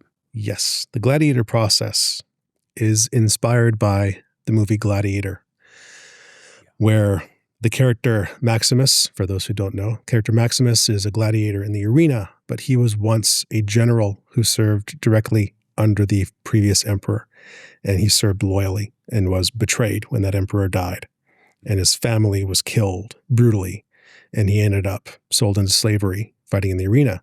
Mm-hmm. And the next emperor, his son, who killed the previous emperor, says to him, like, Gladiator, what is your name? And he says, my name is Gladiator. And then it's like, Gladiator, how dare you turn your back on me? Because he turns away from the emperor and starts to walk away. It's like, take off your helmet and tell me your name. And he turns around and he says, my name is Maximus Decimus Meridius, general of the Felix legions, commander of the armies of the north, servant of the one true emperor Marcus Aurelius, husband to a murdered son, or father to a murdered son, husband to a murdered wife, and I will have my vengeance in this life or the next. Mm-hmm. And every man who's seen that movie knows that speech. Yeah. Not word for word, but you remember it because it just hits. Mm-hmm. I did like a deep dive analysis on what that little blurb contains. And I had each of my guys create for themselves their own version of that speech. It's like, what is your name? Like, who are you? Mm-hmm. What is your title? And not necessarily your business title, but like if you were to title who you are on earth, what is it that you do for the thing that you serve? What is your role here? Mm-hmm. And then another line that underscores like what that role involves. And then who do you serve? Like what are you in service to? And then who do you love? And then what are you going to bring to fruition in the world? Mm. And there's something about that as like an elevator speech of like, who are you? And then you say that speech. It's like, oh, that you're here. I feel you here in this room right now. Mm-hmm. There's like a tingle when guys get it. When I can feel when they've been working on it and they get it. Like, yeah, this is my speech. This is my Gladiator speech. Mm-hmm. So we spent 4 weeks doing that. First week was like an intro that we just did like here. Then the guys got time in class in the squad to work on it. I even gave them a prompt in ChatGPT for them to start drafting versions, not because the one they use is from the AI. It's sort of like AI just spits out a lot of stuff that they can see isn't right. Mm. And it starts to highlight, okay, this is where it hasn't touched yet. And that kind of feels like the right place. Mm-hmm. So it gets a clear pile of crap and you can find the diamonds in it. Mm-hmm. And then they start practicing and rehearsing it. And the idea is to be able to do it from memory and have a new guy come in the squad. And then all of the men introduce themselves with their Gladiator speeches to the new man.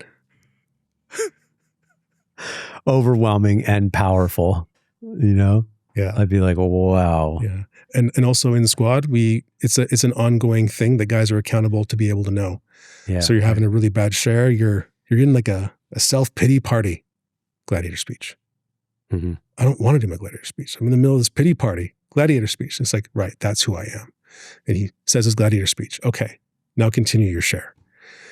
It's like a physical, because in digital, it's hard to do a smack upside the head or like a physical get in his face and challenge him. Mm-hmm. But one of the things is like remind him of who he is, remind him of who he's aiming at, remind him of himself at his best, remind him of the fullness of himself in those moments when he's forgotten.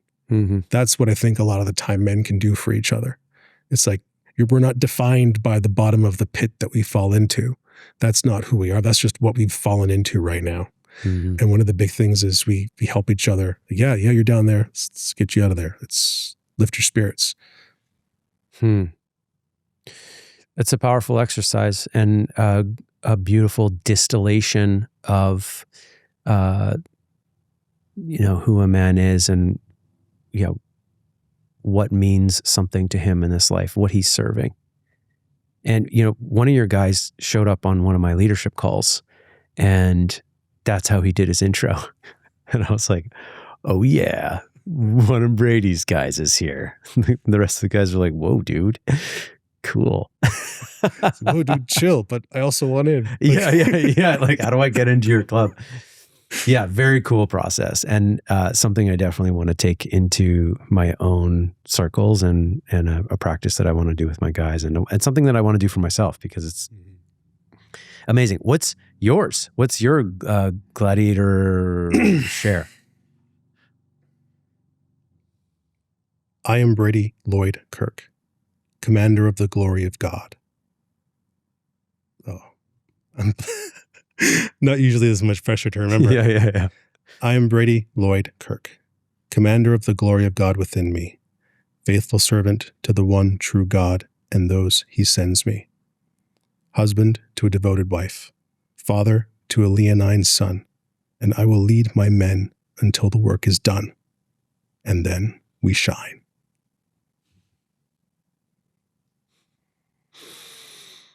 I love it. A leonine sun? Leonine sun. Tell me about a leonine sun. That word came to me just thinking about it. This giant pile of adjectives that ChatGPT gave that just didn't fit. Yeah. And it's just sort of like lion-like. Just fear isn't a thing. He just goes and does what he wants to do. The same way a lion just gets up and eats what it wants to, lays where it wants to, does what it wants to. And it's that true to self is part of that word as well. Just like you're not just being a bully about it, you're being true to yourself and going where you feel is right, doing what you feel is right. And it's also an alignment thing where it's also right for the people around you too. Kingly. Yeah, kingly. I love that. Yeah, I'm going to do it myself. Like, yeah, that's what you need to be doing. It's right for us to let you do it yourself because that's how you're going to learn. Yeah. Like that kind of like, I'm going to figure this out. I'm going to do this. And yeah.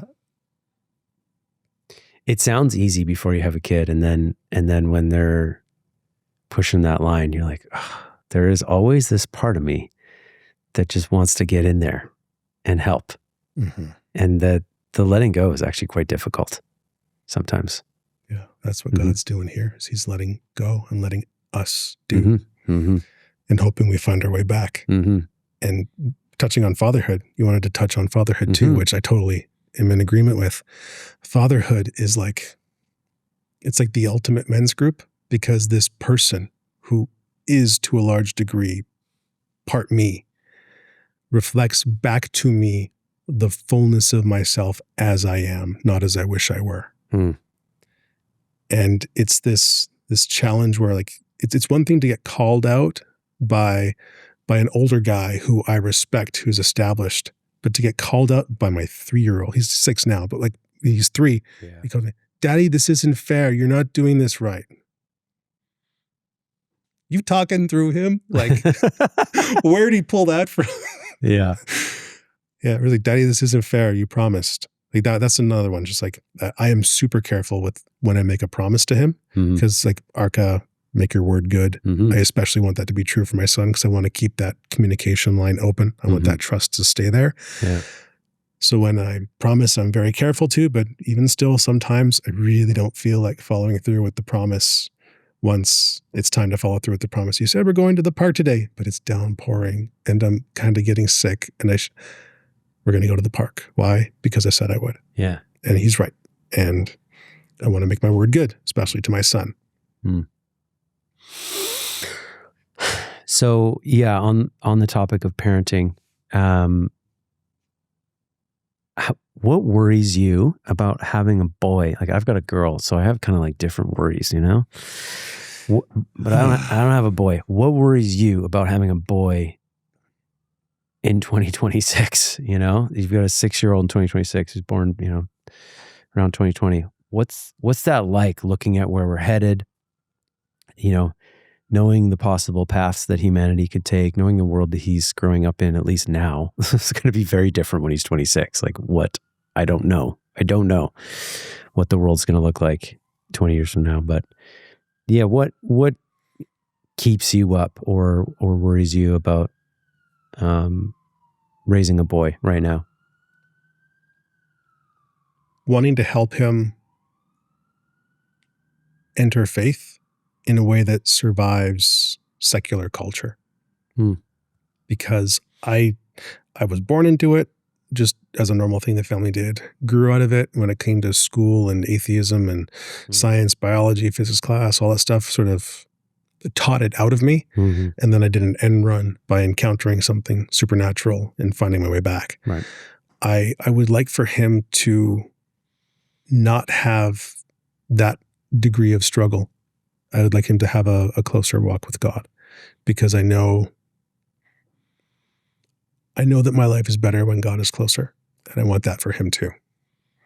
And also even just the way I speak, I like to speak from the positive, not from the negative. This is something God's been showing me over the last few years is talk about what I do want as opposed to wanting what I don't want to not happen. Yeah. Like pull the negatives out of my language and speak from the positive. So I try to speak to him and guide him to what I do want him to do, versus, because it's so easy to yell at the kid all day, say, don't do that, stop, do that. Yeah. No, let's make it simple and easier. What do I want him to do? Something like this over here. Do something quiet with your toys. Do something quiet with your thing. Let's use your energy over here. Use your energy this way, as opposed to don't do that. Don't do that. Because I don't want to start chopping parts off of him that become shadow later on. It's like, how do I spend all these days doing men's work and helping guys heal from this stuff, and then start inflicting that on my own son? It's like, that doesn't mesh. Other worries are like just war. He's a boy, drafting. That's terrifying. The idea of just him off somewhere else where I can't do a darn thing to watch over him or help him. That's just that extra helpless. Not that I'm ever in control of anything, because God is, but it's extra heightened when something like that is happening. Having a school system that I think has overcorrected toward the way girls learn from the way boys learn. So that, I think, is because he's on the energetic side. So it's not the best environment for young boys. My thought would be, okay, first 2 hours of boys to school is running around outside, and then go learn something, because they got too much energy. Yeah. Those are probably like the more major concerns. How do you plan to deal with that? You know, he's entering school age, and I'm a few years behind you. I've got a 3-year-old, a very energetic 3-year-old who, again, might not be fit for... 3 already. Yeah, she's 3.5. Yeah. Wow, time. Yeah. Might not be fit for a traditional school system, as I was not fit. I was just such a mess in the public school. I don't think it's fit for most people. It's obsolete by 50, 60 years at least. What do you plan to do? What's your plan? My plan right now, my dream would be to earn at a level where I can decide my own schedule and teach him myself. I straight A'd all the way through school. So there's literally nothing that I couldn't teach him. And he learns so quick. And I know him so well that I know how to teach him the things very quickly and efficiently. I would love to be able to be the person who is able to do that. I don't yet have the plan for making that happen. Right now, he's in the school system. He's actually got really good teachers. It's a good school. It's on the smaller size, so there's less people slipping through the cracks, that kind of thing. He seems to have a lot of what I had, which was like, I know how to sit still. So when it's like the teacher saying, sit still, time for this, he'll follow along. As long as there isn't like a team of boys reinforcing each other, misbehaving, which is very easy to have happen. So for now, it's school and keeping a close eye on it, and also spending time with him outside of my work and outside of the house, just going out. I was teaching him about rust and iron and the different kinds of rust, and just, he doesn't even know what he's learning, but he's learning chemistry. And there's this fictional sci-fi universe that's really thick in terms of the politics and the history in it. So I'm introducing him to like dangerous politics and backstabbing and ambushes and all the horrible things that people do. But because it's a fictional universe, it's age appropriate. Yeah, right. Before he learns the real history, and he learns that real history is exactly like this, only it all really happened. Yeah. Because I don't want him learning of like Vlad the Impaler. Like, are people going to come over and do that to us? Yeah. No, this is all just fictional. Learn about it through fiction first. Prime your learning style for history so that when you're actually learning history, you understand how to take it in. Which fictional world is that? This is the world of Battletech. It's about 1,000 years in humanity's future. Yeah. We've expanded to fill what's called the inner sphere, which is like 1,000 light year radius around Earth. Hundreds, thousands of star systems and planets, and warfare is basically done with giant stompy robots the size of buildings and cannons and missiles. So it captures little boys' imaginations instantly. Yeah. Do you do this through books? How is this done? The universe, like there's like a index guide. Here's the basics. Yeah. That's what I read through with him. You can deep dive on the 40 years of novels and all kinds of stories. There's video games. There's tabletop games you play with dice and record sheets and all kinds of stuff. It's kind of like the purest form of the game is strategy with a little bit of dice randomness. So you can plan the best you want, but then if the dice aren't there, it's just not going to work. And you can be playing with a toddler and they roll really lucky, and now the head just got blown off your mech. Your pilot's dead. That machine that should survive like 10 turns of damage is just done round one. And your kid's laughing, and you're just like, huh, okay, now I actually have to try. I love this, man. A bit of a tangent there, but like, yeah, I like it. That's the I part like of the way you think. The play, sharing my play with him. Yeah. And I got tired of reading little animal books for bedtime stories. Let's read Stumpy Robot stuff. What does mom think? Mom doesn't care about the Stumpy Robot universe, but she doesn't have to. Yeah. I love that. Nice. Yeah. I can tell how much you love your son and how invested you are in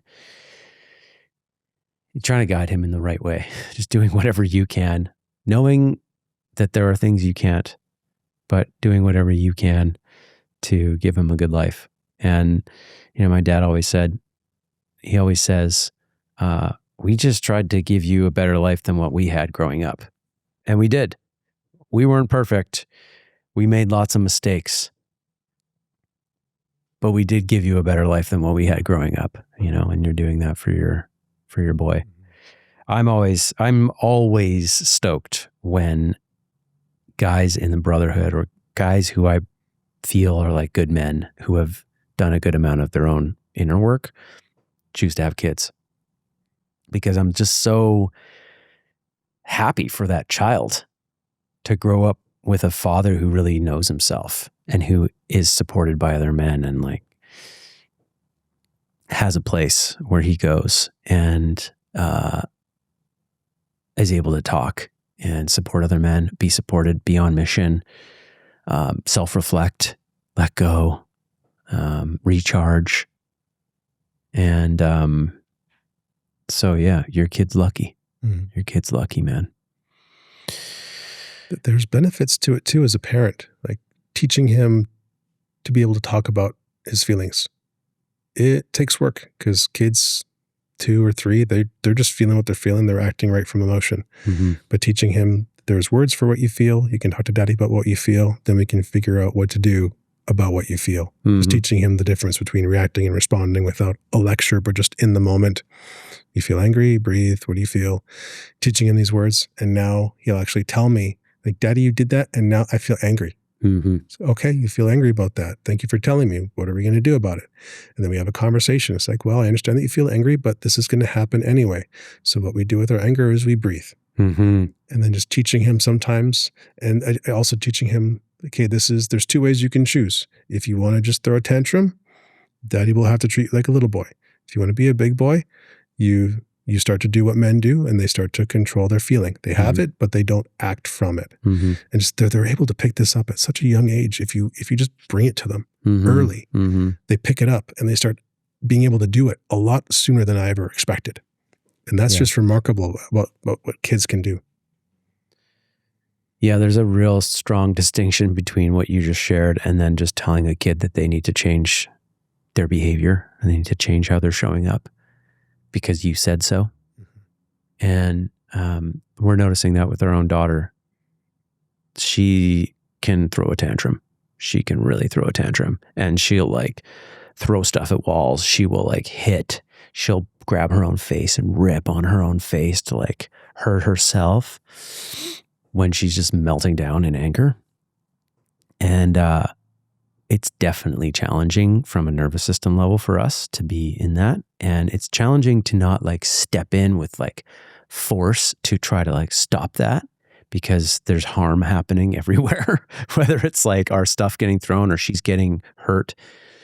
And I'm learning how to step in the right way to like stop her from hurting herself, but to let her have her feelings and to not like tell her it's not okay to be feeling that way. And we've been using the same thing as breath. Yeah. And we've really just made some gains over the last few weeks, actually, with the breath thing. It's been really hard to intervene in those moments where she's just like, to be like, hey, let's breathe. She's like, no, like, fuck your breath. Appeasement only. Yeah. But just in the last few weeks, there's been a few times where we count to 10, we do 10 breaths.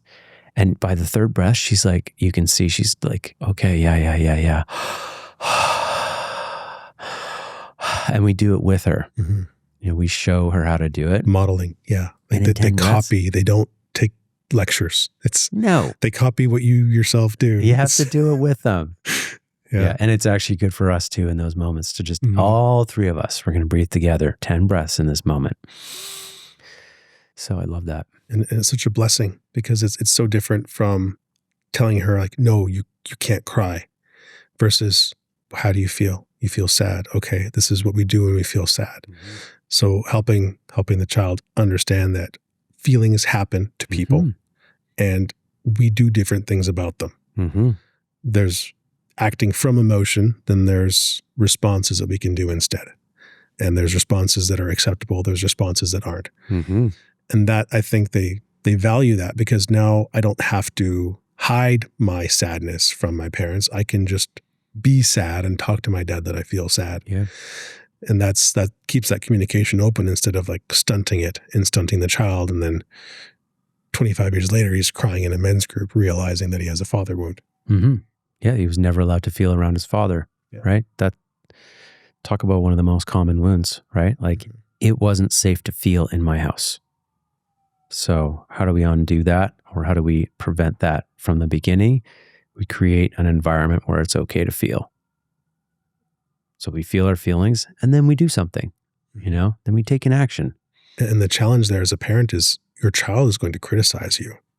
If you haven't worked through your own reactions to criticism and your own self-worth, your own, that kind of stuff, your child will be your most intense trigger because they're with you at 3 a.m. screaming when you've got nothing left in the tank. Yeah. So having that stuff, having those volcanoes pre-diffused in men's group is extremely valuable because they're flaring up with him, but it's like, okay, this is a familiar volcano. I've spent lots of time with this one. I know how to not act from it even at 3 a.m. when I'm exhausted. Yeah. Yeah. It's good to have that training. I just wish more moms had women's groups, to be honest. I'm just really feeling for the ladies because it's more nonstop for them when they're breastfeeding. And it's just like the first few years, it's just so intense on women. And their emotions are different than ours. Mm-hmm. Like me seeing him upset or hurt, I think it lands in me, a male father, differently than her, a female mother. Yeah. It's visceral. For her, it looks like it's happening to her almost more intensely than it's happening to him. I agree. Yeah. And it's partly, I'm recognizing it's my role to intervene and say, hey, honey, no, you just need to go to the bedroom. Just be away from this right now. Yeah.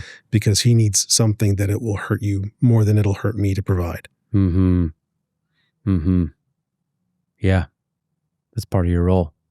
Mm-hmm. And sometimes it's like he just needs to get dirty, and you really do, you're just thinking about the clean clothes and how it's like, fair enough. Yeah, you wash the clothes, so you hate it when it gets dirty, but he needs to get dirty to be a functional boy, to be a functional child. Like, pick your battles. Yeah, yeah.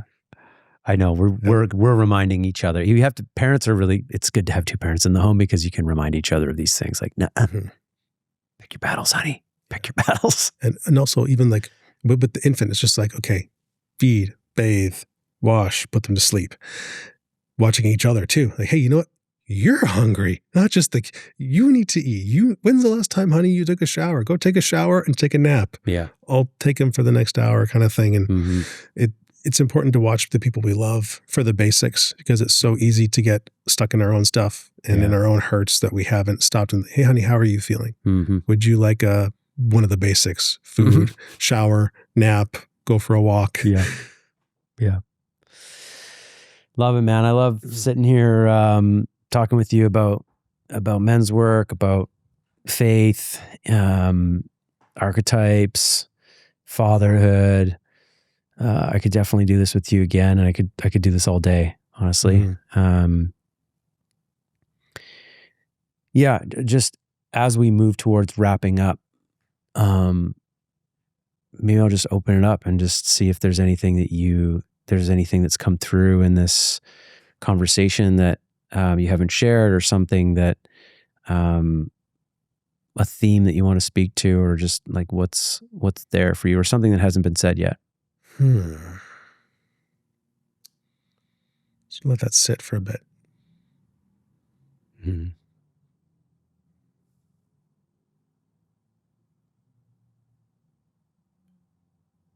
The thing about this work is that it isn't clear what the end benefit will be for any particular man who enters. Mm. So it's not like buying a new set of tires where you know what you're going to get. It's sort of like come into this room and over the medium to long term, better happens for you. Mm-hmm. And exactly what kind of better? We can talk in generalities. Tough relationships might get better. Things you struggle with might get better. Exactly what? We don't know. We can't say. And it makes it tough to market. It makes it tough to sell to guys. But trust that if you've got this appeal, if the idea of talking to guys in a confidential container and being as honest as possible, receiving honesty, if that lights something up for you, try it, because that's the real only way to find out. And when it comes to trying men's group, trying it is 2 months. Trying it is not one meeting, because guys have to get to know each other enough to start to spot, okay, what's he hiding? What doesn't he want to talk about? He talked about every part of his life except his girlfriend, which is weird because he lives with her. What's going on with your girlfriend? Mm-hmm. I don't talk about that right now. Well, that sounds like what you need to talk about. Mm-hmm. It takes several meetings for that kind of stuff to start becoming clear. And that's when you start to see the benefit of what it's going to be like. It's a gym. It takes work. It's called work for a reason, and it's work worth doing. Mm-hmm.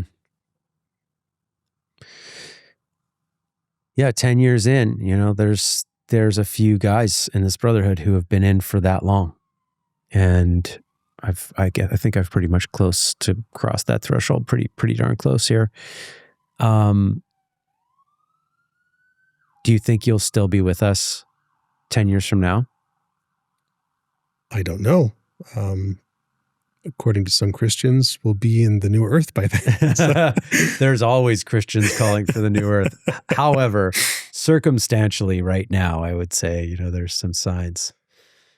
Mm-hmm. 10 years, probably not. Probably living somewhere different, owning property might be a different form. Perhaps my own men's groups will be large enough that I'd be stepping away from Arka within like the 10-year time frame. Mm-hmm. No near-term plans yet. Where do you want to live? Where can I buy a house? Right? The question every North American man is asking himself right now. Yeah. So something I did want to touch on is I've had some men in my squads for almost as long as I've been in squads. And it's interesting seeing them reflect on the beginning when they're at the end and they're exiting. Mm-hmm. And one of the things I've started asking guys is, what would you want to say to someone who's coming into this for the first time? Because there's this fictional university and they have this walking path and there's all these rocks. And these rocks are each painted by a student who's graduating with a piece of advice that they paint on the rock. So that new students coming in can just get all these tips and advice. And some is like, it's very, very deep, and others is like, always have a pen. It's just like, so it ranges from just like someone you might meet your special someone here, so be open to relationships. The next one's like, always carry a pen and bring gum, different things like that. And I've started asking them for that. And one of the ones that hit me hardest was his parting words were, "You already know the answer. We're just here to help you remember."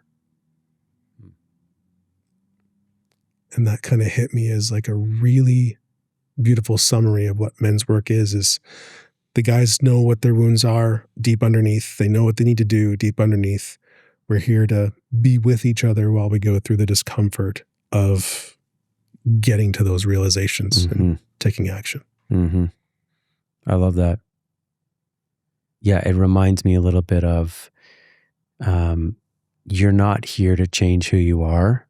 You're here to become more yourself. Yeah. And I think people get into personal growth work a lot to change who they are. That's what they think they're there to do, But as you go through most inner work, I think there's a dark side to inner work, but I think if you go through the good stuff, there's more carving away of the stuff that you no longer need, that you've been carrying for years, that was put into you by other people, that you brought in yourself as an adaptation. Letting go of that stuff and dropping the armor, but also not just armor. There's also like stories about who you are and what you're to do in the world, and you're not good enough or you're too much, and lots of stuff in your head that isn't serving you anymore, you know? And letting that stuff go allows your true essence and its ultimate value in the world to come through, unencumbered, unimpeded by these other things. So I love that. Yeah, just this idea of, you already know, we're just here to help you remember. Yeah. Mm-hmm. And that armor that we talked about, the beautiful thing about men's group, the thing that the 9-year veteran leaves with is realizing he doesn't need to take the armor with him when he leaves the room that last time. Mm-hmm. So it's like, I have become that which isn't hurt the way I used to be. Mm-hmm. Those sensitivities have been deprogrammed. I'm okay with guys not liking me. I'm okay with people disagreeing with me. I don't need everyone to approve of me. And it's sort of like, I am no longer that which was hurt in those ways. And that's how I go forward in the world. Mm-hmm. Because there's that changing of how he measures himself, how he values himself. Like, hey, I know that guys like me. I don't need to be afraid of being laughed at. I'm fine being laughed at. Mm-hmm. And that gets built up as we build this comfortableness with ourselves. Like you become, like you said, you become more fully you, mm-hmm. and more unapologetically so. Like, yeah, I'm me. Some people don't like it. That's okay. I've been disagreed with before. You guys are nothing like my men's group guys were. Yeah. You should have seen the first time I took my armor off and they lit me up with some fire. That was tough. This here now today, I don't care what you guys think. Mm-hmm. Or I do care and I'm unbothered by it. Mm-hmm. Like those parallel tracks that we can have running. It's really cool. It's kind of like, I visualize it like, this is something I want to touch on. I wrote it down and I forgot to bring the sheet. One of the guys was going through a very difficult challenge and brought it up in his share. And he said, it feels like I'm cracking. It feels like I'm going to shatter. And I said, good. Shatter. You're not rock. You're ice. Mm-hmm. You'll melt and reform into the new shape for your new life. It feels like you're going to shatter because you're holding too rigidly to what isn't working and isn't going to work. So let yourself shatter, trusting that you'll remelt. Mm-hmm. And in the future, when you start to feel those cracks forming, that's a sign it's time to go liquid again and then reform before you get to the shatter point. Mm-hmm. And it was just like, oh, okay, like I can choose who I am. I can choose how I show up. I can be scared that something's leaving my life, but also recognize that it's maybe time for it to, and do the painful thing of letting it go before it's ripped from me. Yeah. That's part of the wisdom things here is like, and it occurs in all different areas of their life. Like maybe their creative endeavor, maybe their job, maybe their relationship, maybe the city they want to live in. Okay. I'm feeling like I'm getting pulled away, and okay, let it go. And one of the things that I talk about from the biblical teachings is God creates space before he fills it with what's good. Yeah. Like it's painful to let go of that stuff sometimes, but better is coming. Yeah. Let go. Let it go. Yeah. You know what I love how you framed that shattering piece, and the difference between a rock shattering or a glass shattering and ice. It's very, creative. And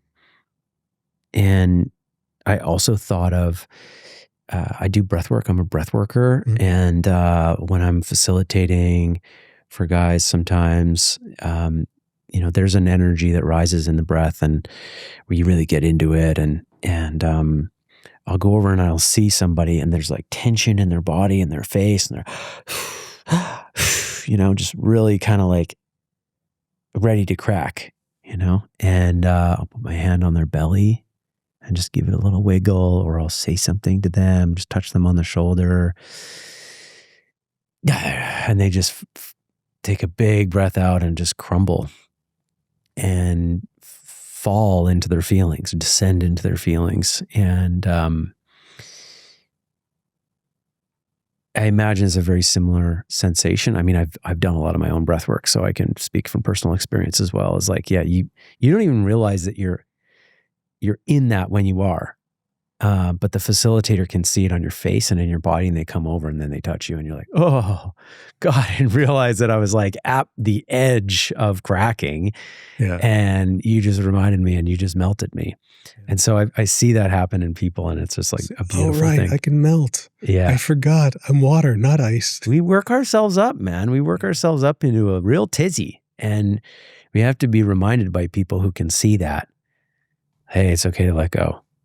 And that's one of the functions that we have for each other. That's a lot of what Jesus did. It's a lot of why he was not liked by the powers in the area, because he was like, yeah, you don't need all this. You want to follow me? Give away your money and come with me. But how are we going to eat? God will provide. And it's just this radically different upside downing of the frame, where it's like, what do you mean we don't need money? Like, let me go get my inheritance. This is one of the conversations with Jesus, is this guy wants to follow him. And Jesus says, okay, come with me. And he's like, well, just let me wait till tomorrow because I can get my inheritance today and then I can come with you. And he's like, give away your money and God will provide. Until you're ready to give away the money, you're not ready to come with me. The meaning being, if you hold something more tightly than God, you don't have God.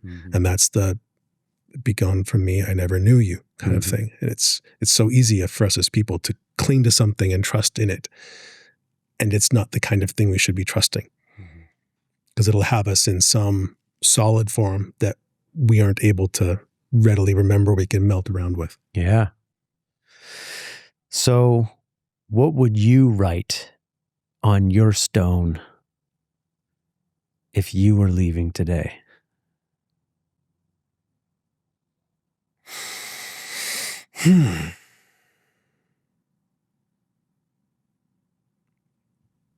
Wow.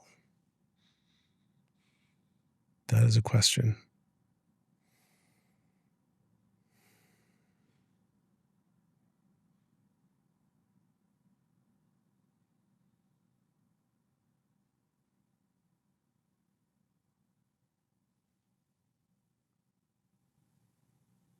It's forming.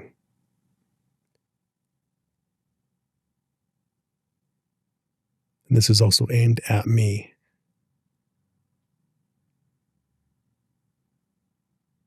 You'll be rescued by the man you become.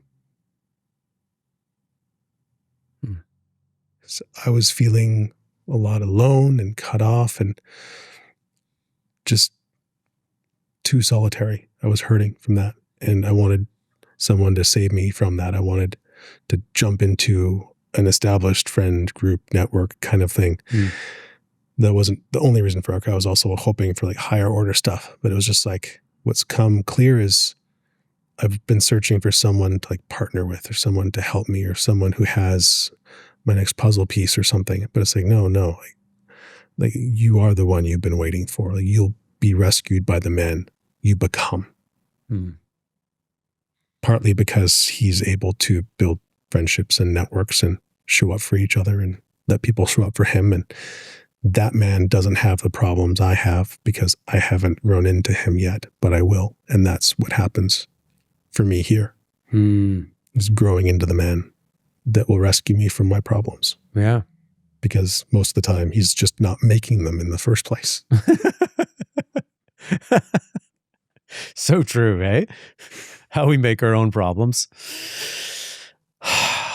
Very true in my life, man. Why am I at the bottom of this well I jumped into? Yeah. Why am I dealing with this stinking shit pile? Well, you keep shitting in the same place and then climbing into it.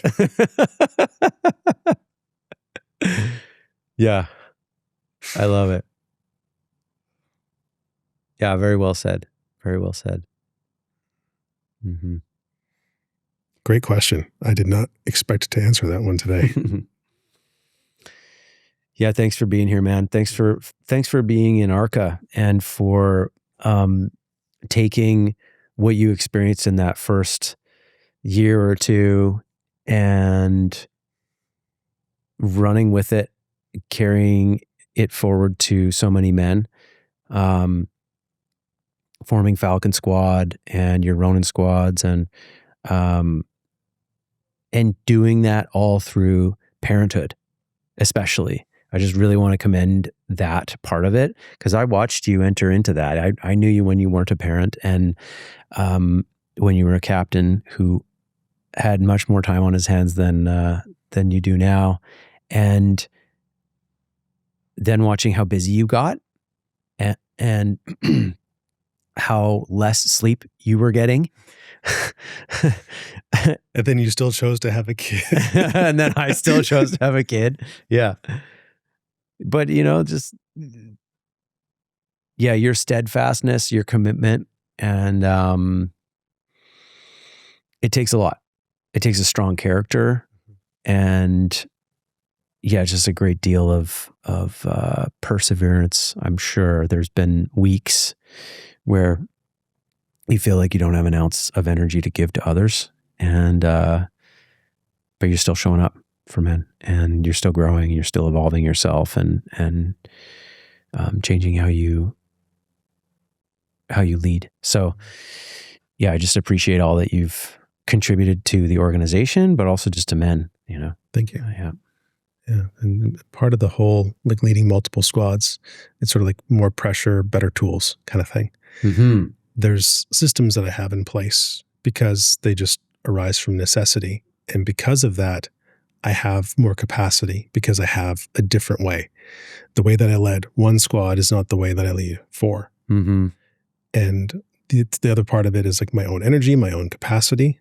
Part of being a veteran leader means asking for help on the early side of needing it, as opposed to the I can barely hold this, I need someone now, versus I'm starting to feel a little tired. I should talk to somebody. Yeah. And like Jason's on my short list. Mm-hmm. You're always there. And my lieutenants in my squads are always there to just bounce ideas off of, and former co-captains that I've had.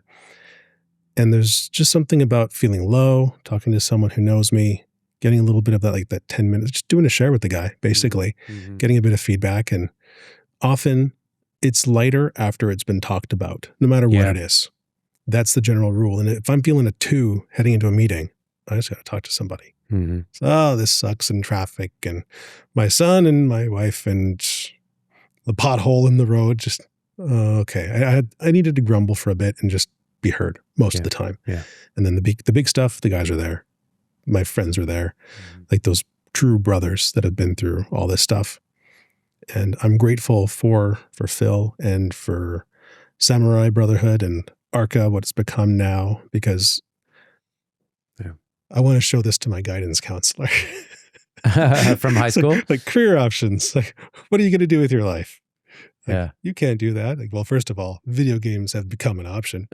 I could have been playing video games professionally and streaming. Yeah. I'll have you know, I could have gone down that path. And thank you for poo-pooing it. And I would have been able to make it work. But this is definitely a lot more meaningful.